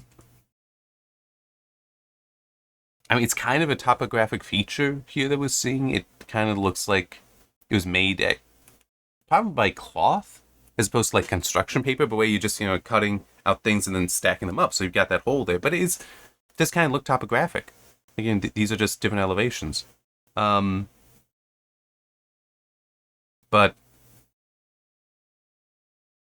that's really all I got. It's like land and a topographic map. But that's all. I was hoping maybe see a little bit more, but it's also kind of a bold cover when you think about it, because like it tells you nothing.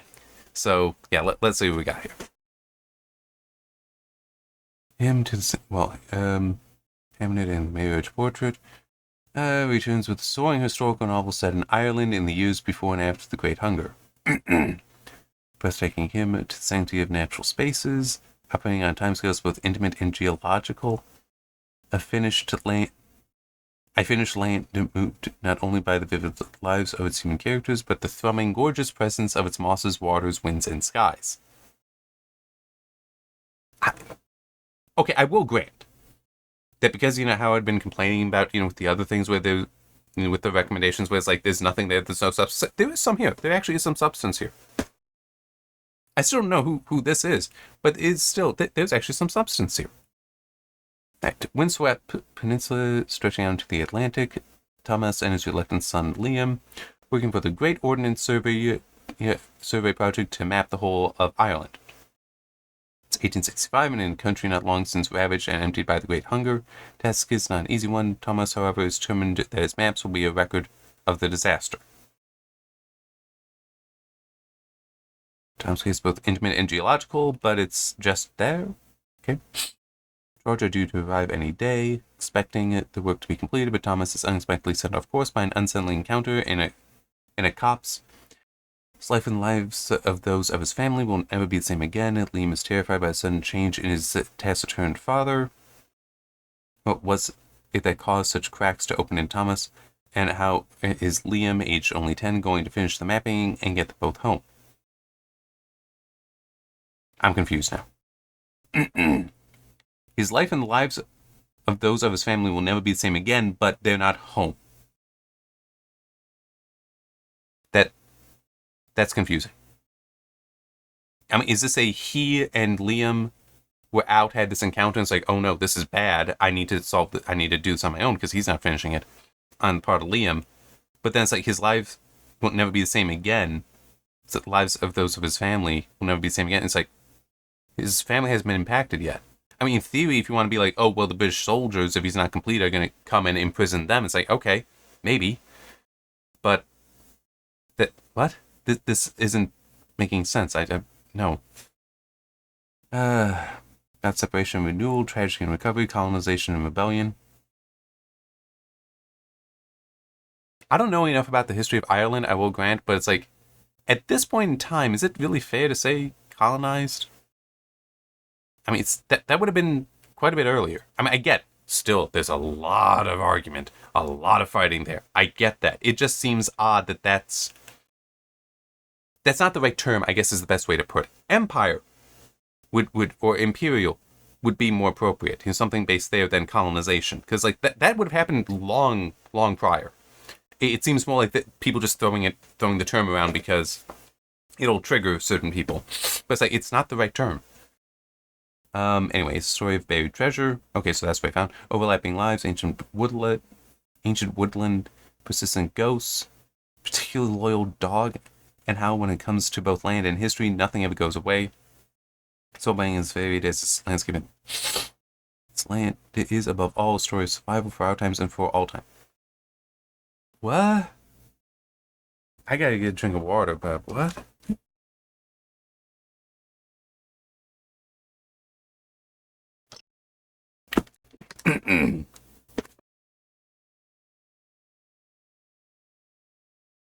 It's a lousy blurb.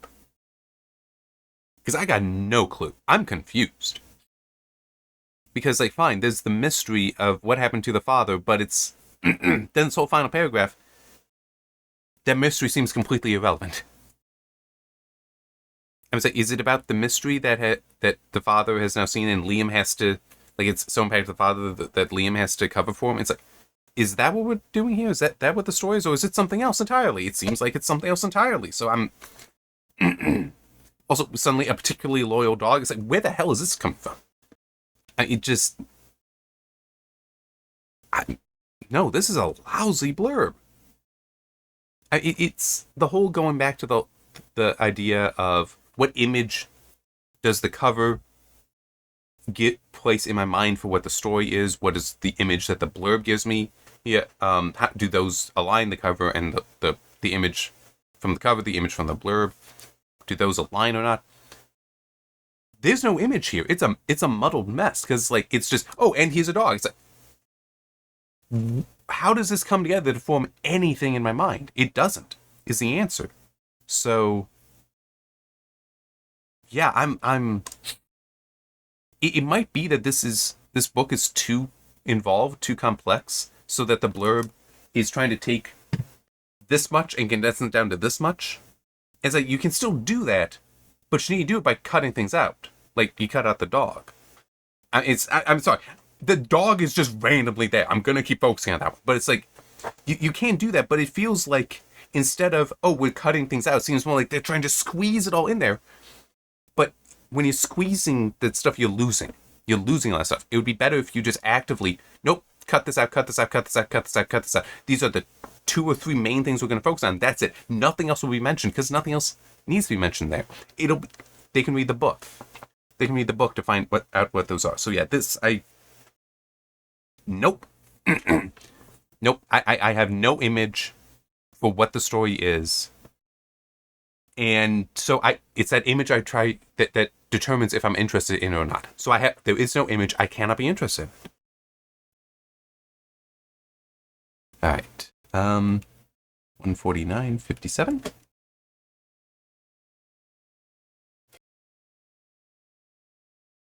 Oh, goody, a Good Morning America selection.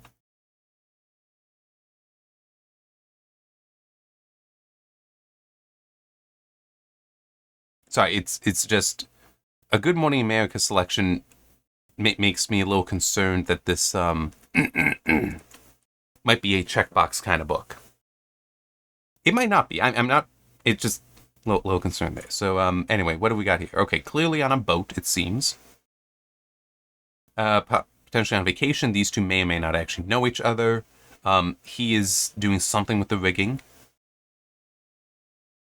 So we can see a sail there, and I don't even know about this. I mean, that should be a sail over here, it seems, because you can see the line there, but what is that connecting to? I was like, the sail seems to be there, but this sail's like over here, and I just, yeah, that doesn't make much sense to me. But Dolly all the time, I assume her name is Dolly, and so it's just like, it's a story about her. And hey, nothing wrong with that. You can certainly do that, have a story just focused on one character. I mean, it's like, not seen it, but think I'm imagining the unsinkable Molly Brown, right? It's just you're following this specific character and how things happen around her and what her reactions are in that case, or Auntie Mame, again. I mean, true, that's also about her nephew, but it's still this one character who's very consistent, and you're just seeing how things are happening to her and around her. Auntie Mame I have actually seen, but as I said, Unsinkable Molly Brown, I haven't. At some point I will, but... Well, I think I will. I'll try. It would be on the list, but not very high. Anyway, instant New York Times bestseller. See, this is... And Good Morning America book club pick. See, this is what I mean. It's like, it might be just checkboxes. Let's see, though. Hardworking single mom returns to a seaside hometown and stumbles into a fake dating situationship with a healthy workaholic scion. The New York Times bestseller. Okay. They're using the word situationship. Can that be enough for me to just stop? Just the using that word. Can that be enough for me to say, I don't want to go further? I'm not interested in this. Okay. Going back to the cover briefly, because I did say, it's like maybe they're related, maybe not. Maybe, some connection, because she is turned and looking at him. So it's like, okay, yes, some kind of relationship. But, oh God, such.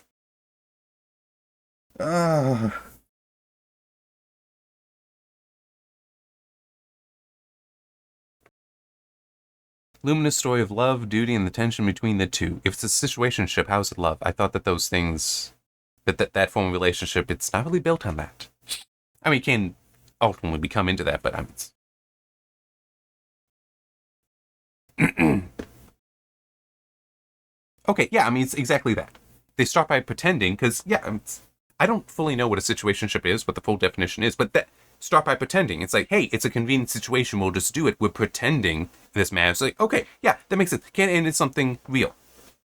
There we go. That's a good line there. I hate the word situationship, but it's like, that's a good line there. It's like, okay, is this possible? There are plenty of romantic comedies, classic ones. That's exactly what it is. In fact, one, I'm not sure when it's coming to Blu-ray. Might already be out. Maybe it's coming. Is Come Live With Me. It is Jimmy Stewart and Hedy Lamarr, where the premise is she is European, is in America, but her visa's expiring, and they actually want to kick her out. There's a reason why. I don't remember what it is. It's like, well, she has to stay. She has to figure out some way to stay. There is a love interest for her already, but can't really do that. It's like, no, this needs to be done now. Jimmy Stewart's character is a struggling author, and he's living in a basement apartment, and it's, I think at the time, it's even then, he's not been paying rent. But it's like, yeah, we'll keep carrying him, it's fine. But it's like, there's no heat. He could die from exposure in there. It's that bad. But chance encounter, and it's like, no, we could do something here. If you marry me, Hedy Lamarr's explained it, then I get to stay in America. And I will start giving you a pension, essentially, a stipend.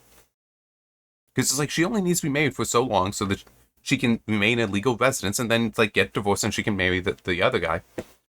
And he's like, well, he actually ends up writing a story titled Without Love, because this is without love. It is technically, it's the situation that they find themselves in because it benefits each other. And the book actually does become a very good book when it does get published and all that. But it is over time it does become real. So it started by them pretending, they weren't exactly pretending to be in love, they weren't even pretending to be married, it was just on paper. They end as something real? It's like, in that case, yes. It's like, it is a classic kind of romantic comedy. You can absolutely do that kind of story. So yes, that line, good line, I like that line. Don't use the term situationship. It will be interesting to see in the decades that come how many of the words that are being invented today will survive. I hope some of them don't. Dolly Brick has never met a problem she couldn't solve. Not when her mom left her when she was 12, and not at 39 when she moves with her son back to Whitfield, Rhode Island, for the summer to keep her dad and brother from losing the family home. Quick question, who's the father of her son? Is this it was a hookup that produced a child, one night stand kind of thing, or married but now divorced, or is a widow? That is kind of important, okay? It is, because it tells us about her character.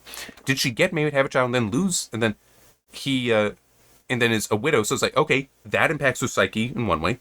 Got divorced impacts her psyche a different way, or is it nope, got knocked up, father's not in the picture, but she's never met a problem she couldn't solve. It's like, okay, I'll do this on my own. Again, that tells us about her character, so it does matter a lot. So yeah, and that's... Let's have that. Give me that information here. This is a good place to give it to me. Alright. Stuart Whitfield, annoyingly handsome scion of the Whitfield... Why is that italicized? It doesn't need to be. Flat tire and at the wrong end of a very public, very humiliating breakup. It's in her nature to help. This doesn't make sense. When they bargain for her because as public dinners and high society benefits turned to sunset boat rides and kisses that hit her bloodstream like a ghost pepper. Okay. I actually applaud. I'm good with the whole hit her like a ghost pepper. It's like, I get that. That actually kind of works. It's still clumsy. I don't like it. I don't like there are so many better ways. Like, read some classic romantic literature. Okay, and I don't mean like, gothic romance. I mean, you can come with a lot better than that. But I get it. And that absolutely I do grant that is going to connect with a younger audience. Absolutely. But it is I also see it, because I'm an older audience at this point, it is also, that's not the kind of heat in your blood you want from being in love, because it's a ghost pepper. You do that, you try that, it's something you taste, just barely, and then you don't touch it again, right? Like, that can be painful. It's something that you do on a dare, right? Don't use it when trying to describe love, I feel. Like, I get the imagery. It's a fine image. But it's clumsy, and it does kind of cheapen what you're trying to produce the image of, which is love. So yeah, I don't like that, but it is... Read the classics, I feel, is the best way to put it, so you can come up with a far better metaphor there. That it might not be as modern in language, but it's actually going to be a stronger image of love, that more people be like, oh, I get what I know what this is. As Dolly starts to feel something more than helpful, she's never relied on anyone besides herself. Can she really start now? It's like, well, she relied on a man at least once, based on her son. Anyway,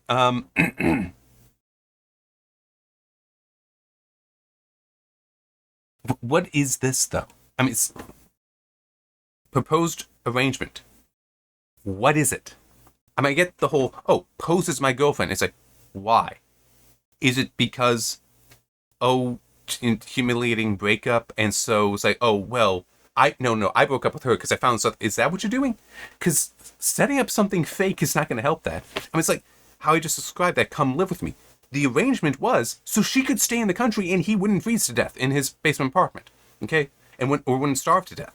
It's like, okay, that's the arrangement there. I know what that is. And then from that, we see what happens. This is just, oh yeah, it's some arrangement. It's like, what is it? I need to know that. Because there's also, when you think about it, why would she ever enter into an arrangement with him? She is already being described hardworking single mom. She is a single mom who was living with just her son, so she was making it work, despite the difficulty that should present. But moves back home where her dad and brother is to help them. She is already a very strong, competent character. By the way, I must acknowledge this. From what is described here, how this is written, I'm not getting any girl boss vibes out of it. Maybe she is in the book. That's possible. But from this blurb, no. That is not. She is just a strong, capable, competent, independent woman. Which, there's many of them in reality that are not girl bosses, okay? Just I want to be clear on that. She's not being described as perfect here. She's being described as competent.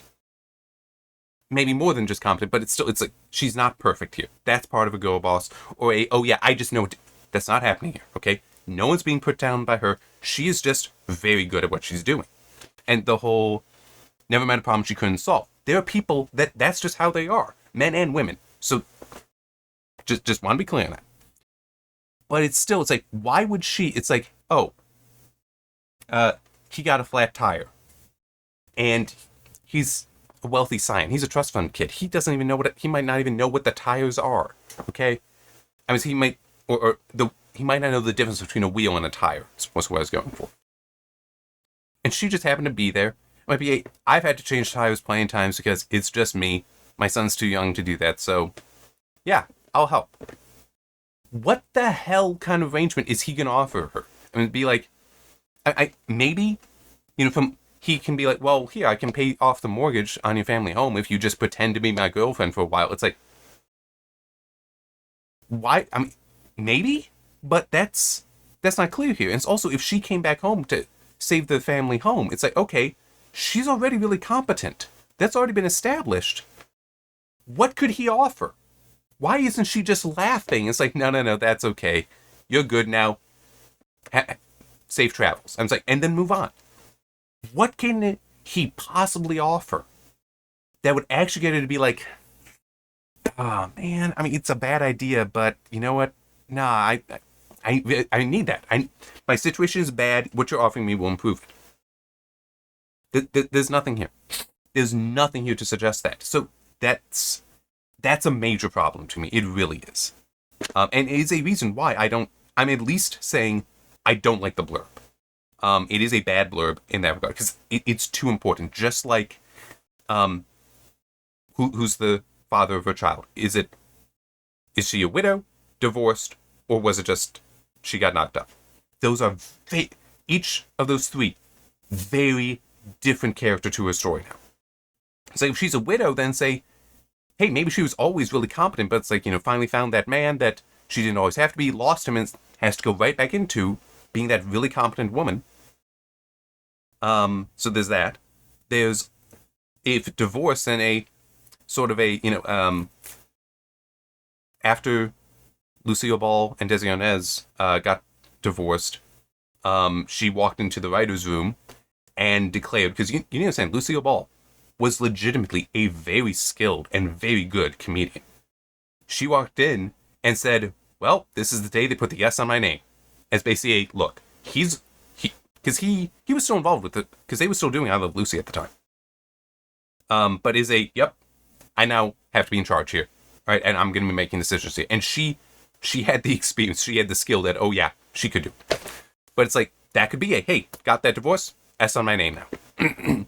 Or just a hookup that got her knocked up. It's like, that, again, it tells us about her character, that she did that. But even though that was a situation that she found herself in, she didn't just give up the child. She didn't abort the child. No, she still decided to keep that child and did it on her own, right? Potentially didn't even try to involve him. Didn't try to get money of it. None of that. I don't need your help. I can handle this. I know you didn't. This wasn't part of the bargain for you. I'm accepting it. You don't have to. See ya. That still tells us so much about her. Nothing in here. So yeah, this is a very, very bad blurb. Because we're missing so much important information on her, and we're missing what is this proposal. Also, there's something else I do want to point out. She's 39 now. What kind of scion? Especially because, I mean, he's described as that here and up here as well. It's like you're using the word scion here. Why would he, especially if it is a, humiliating breakup, I need to, restore my status somehow. That's the 20-something from whatever book that was that we already looked at. That's not her. Because, for one thing, if he's the scion, he needs to sire another heir. 39's pushing it. Okay, that would absolutely be a geriatric pregnancy if it even happens. So, yeah, no. This 29. Okay, now I can work with it. But that's 39. That's 39. So, yeah, this is... That might even just be substantively, it doesn't make sense in the story. But maybe it is nope, he doesn't need another kid. But he doesn't need a kid, he doesn't need an heir. That's fine. But then he shouldn't stop with the emphasis on the scion. Because that does imply, hey, there needs to be another heir after him. She's not going to bring that. She's not going to give that to him. I mean, yeah, in theory, he could adopt the son, but that's not going to be looked upon as well as him having his own child. And also the whole... Yeah, I just had a humiliating breakup. Here's a 40-year-old woman. I'm going to start dating her, and that's going to cover it. It's like, what the hell are you talking about? No, the 20-something. That's exactly who this steward would go for, is the 20-something. And he could probably get one very easily.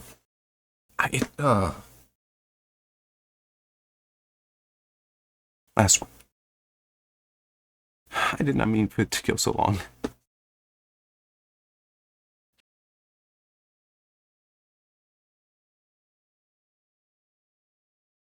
I really want to get to lunch. All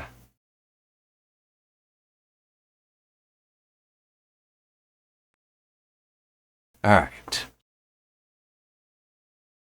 Perspectives on Your First Alien Encounter by deGrasse Tyson. Hang on, I need to get a drink of water. All right, so we've got, obviously this spaceship, flying saucer, abducting people. Little curious that it's a blue or white light, but it's red on the ground. We got the symbol there that's there's a name to it, but the whole it's on the top of a dollar, pyramid on the dollar. I just don't remember what it. There is a name for it. I just don't remember. I do feel like pointing out we only have a little bit of Starfield, like some here, only on the top side, just right around this flying saucer. They're not putting it behind the cover. By deGrasse Tyson, who is known as a scientist, but also a lot of people find him very arrogant. Yeah, I mean, depending, yeah. Although there's one story, I think it's in a book that I have over there, that is kind of funny. He once got to meet James Cameron and mentioned to him something. So Neil deGrasse Tyson, his background is astronomy, and he mentioned something to Cameron about Titanic. He said, "Hey, the Starfield is wrong in the final scene of the Titanic." And Cam was like, "Oh, thank you for telling me," and then just walked away.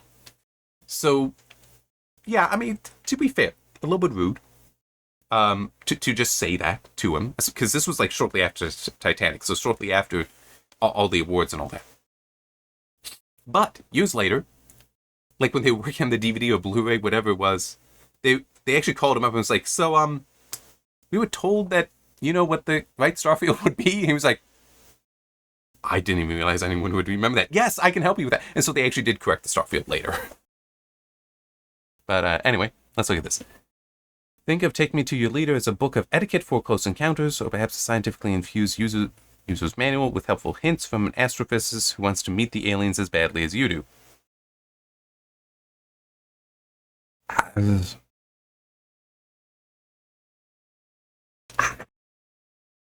don't know.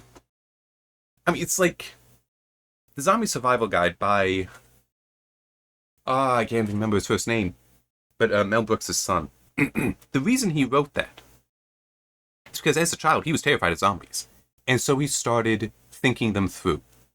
What causes zombies? How would you kill? How would you defeat them? How would you kill them? What would you do? What would you do? He thought that all through, and then he put together the guide, and then wasn't World War Z? Max, that's his name, Max Brooks. I think he wrote World War Z as well, but it was the process of him thinking that through. And so it's like, it's a very personal thing for him. I'm not completely feeling that here. I'm especially, I get the idea, but it's still I don't know if this is who I would trust for the etiquette of first encounters or close encounters. Well, especially for close encounters, as opposed to first encounters. So this isn't necessarily like first contact kind of situation. This is hey, you've been abducted. Here are the do's and don'ts. It's like he's not Emily Post. I get. So I wouldn't expect it from him. Now, if Emily Post were alive today and wrote that, it's like, okay, I might look at that just because like that could be funny. But yeah, it just America's favorite astrophysicist has been the most entertaining and universally appealing book of his stellar career. Would it be his only fiction work? I'm just anyway.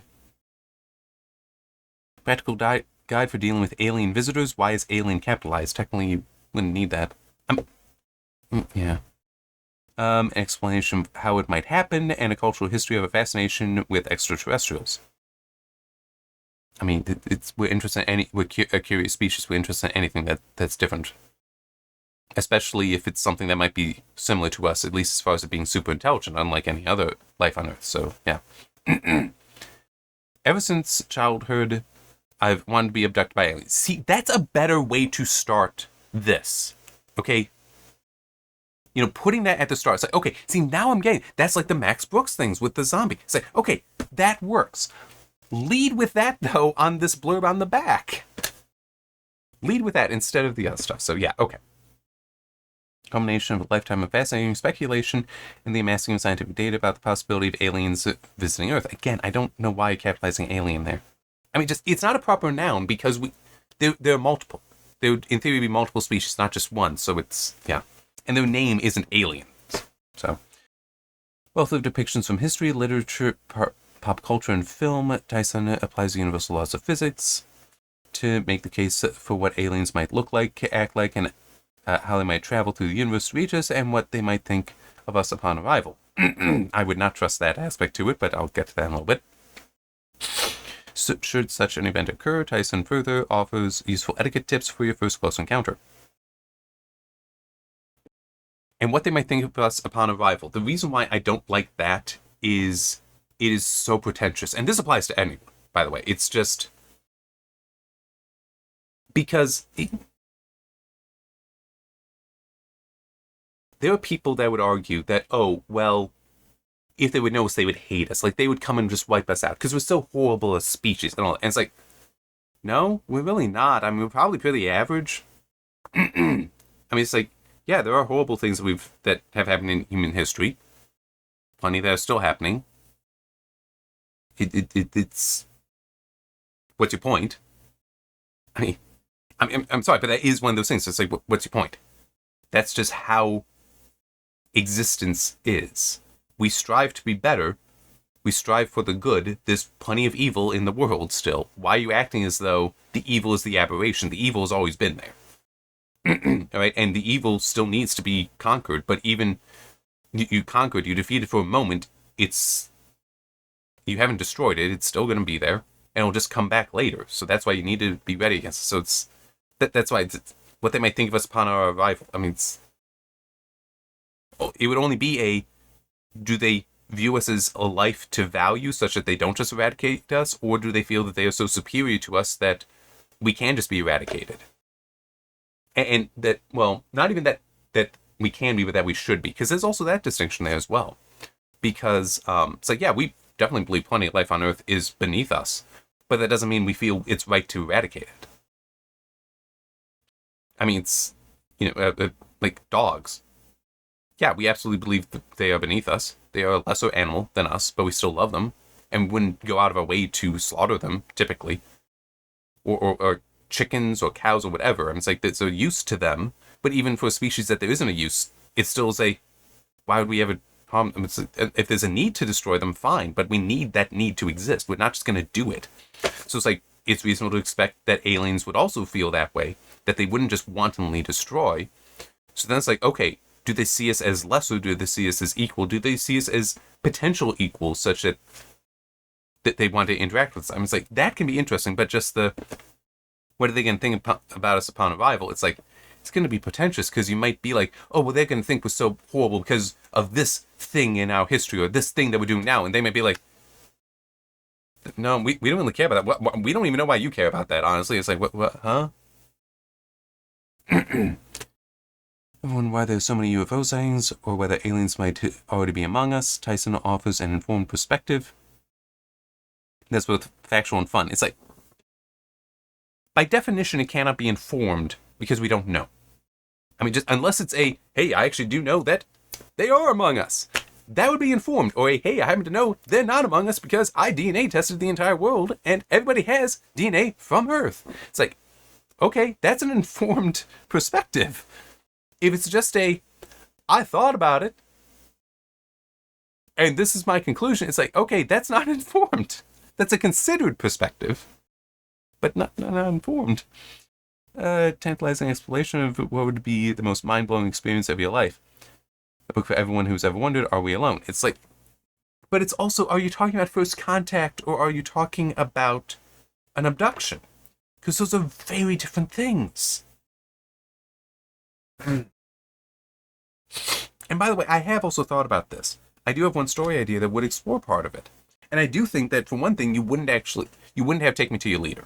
I do think that you wouldn't do that if you've been observing the planet for a while. Because you'd recognize, like, if you go to the US president, you go to the Chinese president, you go to the Russian president, you do any of those one things, just one of them, you are tipping the balance of power on the planet in a way, if you are cognizant of what's going on there, what's going on Earth, you would never want to do that.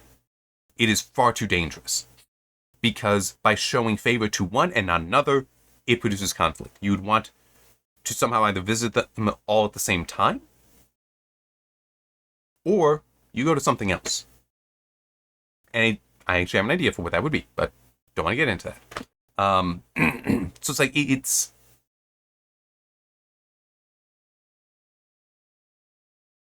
The blurb isn't very good, but I'm also deeply concerned for how the blurb is written. It's coming from that, but deeply concerned that the book itself is confused. Because is it a, you've been abducted, here's what you do, or is it a, if they visit us, if we have that first contact event, what do we do? Okay, so it's, which is it? Because these are very different situations. Maybe they're both in the book. That's not how the blurb is written to tell me that they're both in the book. Such that it's, here's the abduction scenario, here's the first guy. It's not written like that. The blurb is not written like that. And it seems to just be mixing through them, and yeah. Because the blurb is supposed to be representative of the book, it would make me think then that the book itself is also confused. So, yeah. And also, by the way, I already know. Such a good movie. I got others as well. I mean, I got Starfighter, Star Trek First Contact, though that has other things going on there.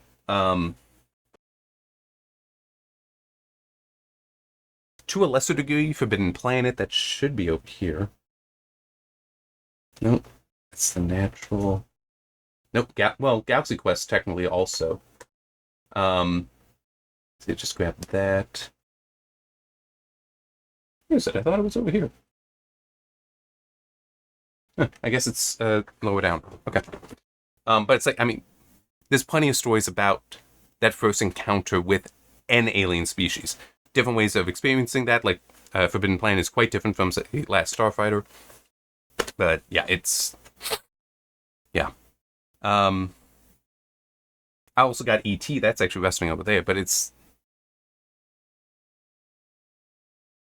The book itself, for how it's being presented here, is already pretty pretentious because this concept has been explored so many times in so many other books, so many stories, movies, television, explored so many times. I got the X-Files over there too.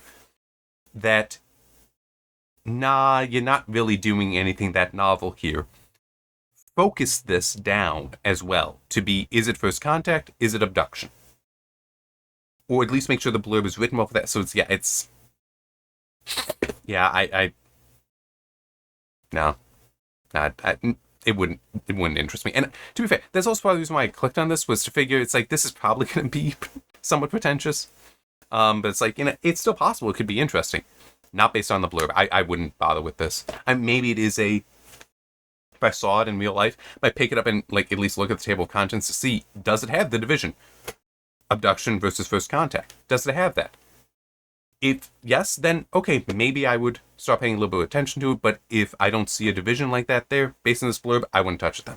Because like, it's confused. It's like I can just sit back and think on this myself and come up with maybe the same answers, maybe different answers, but I probably like my answers better. I'm biased. But yeah, I mean, just... And as I said, I've already thought out somewhat how you would do this, how this contact would work. Not so much abductions, but but actual first contact. So, yeah, it's like, this is... Yeah. Alright, but I also, again, I will repeat this, though. That's a good line. Right there, that's a good line. That's what should be at the start of this. Not think of it as the book about... No. Ever since childhood, I've wanted to be abducted by aliens. Which is weird, by the way. But it's still, you start with that, and then... Because that gives you the explanation of why you should care about his opinion on this. And then you go into, okay, what does this book actually hold? Think of it as the etiquette for Close Encounters. It's like, that would have been far better. That's not what they did there. So, anyway. It's over 2 hours. I actually had a funny idea. In theory, I could do this. I'm not going to. Well, not shortly. But I will mention this. The idea did occur to me, because this technically can work for a stream. It is, imagine trying to do a long live stream of just like going through these books, and if anyone was watching being like, hey, look at this one. It's like, all right, cool. I'll look at it. Anyway. That is June's cover impressions video. See you next time.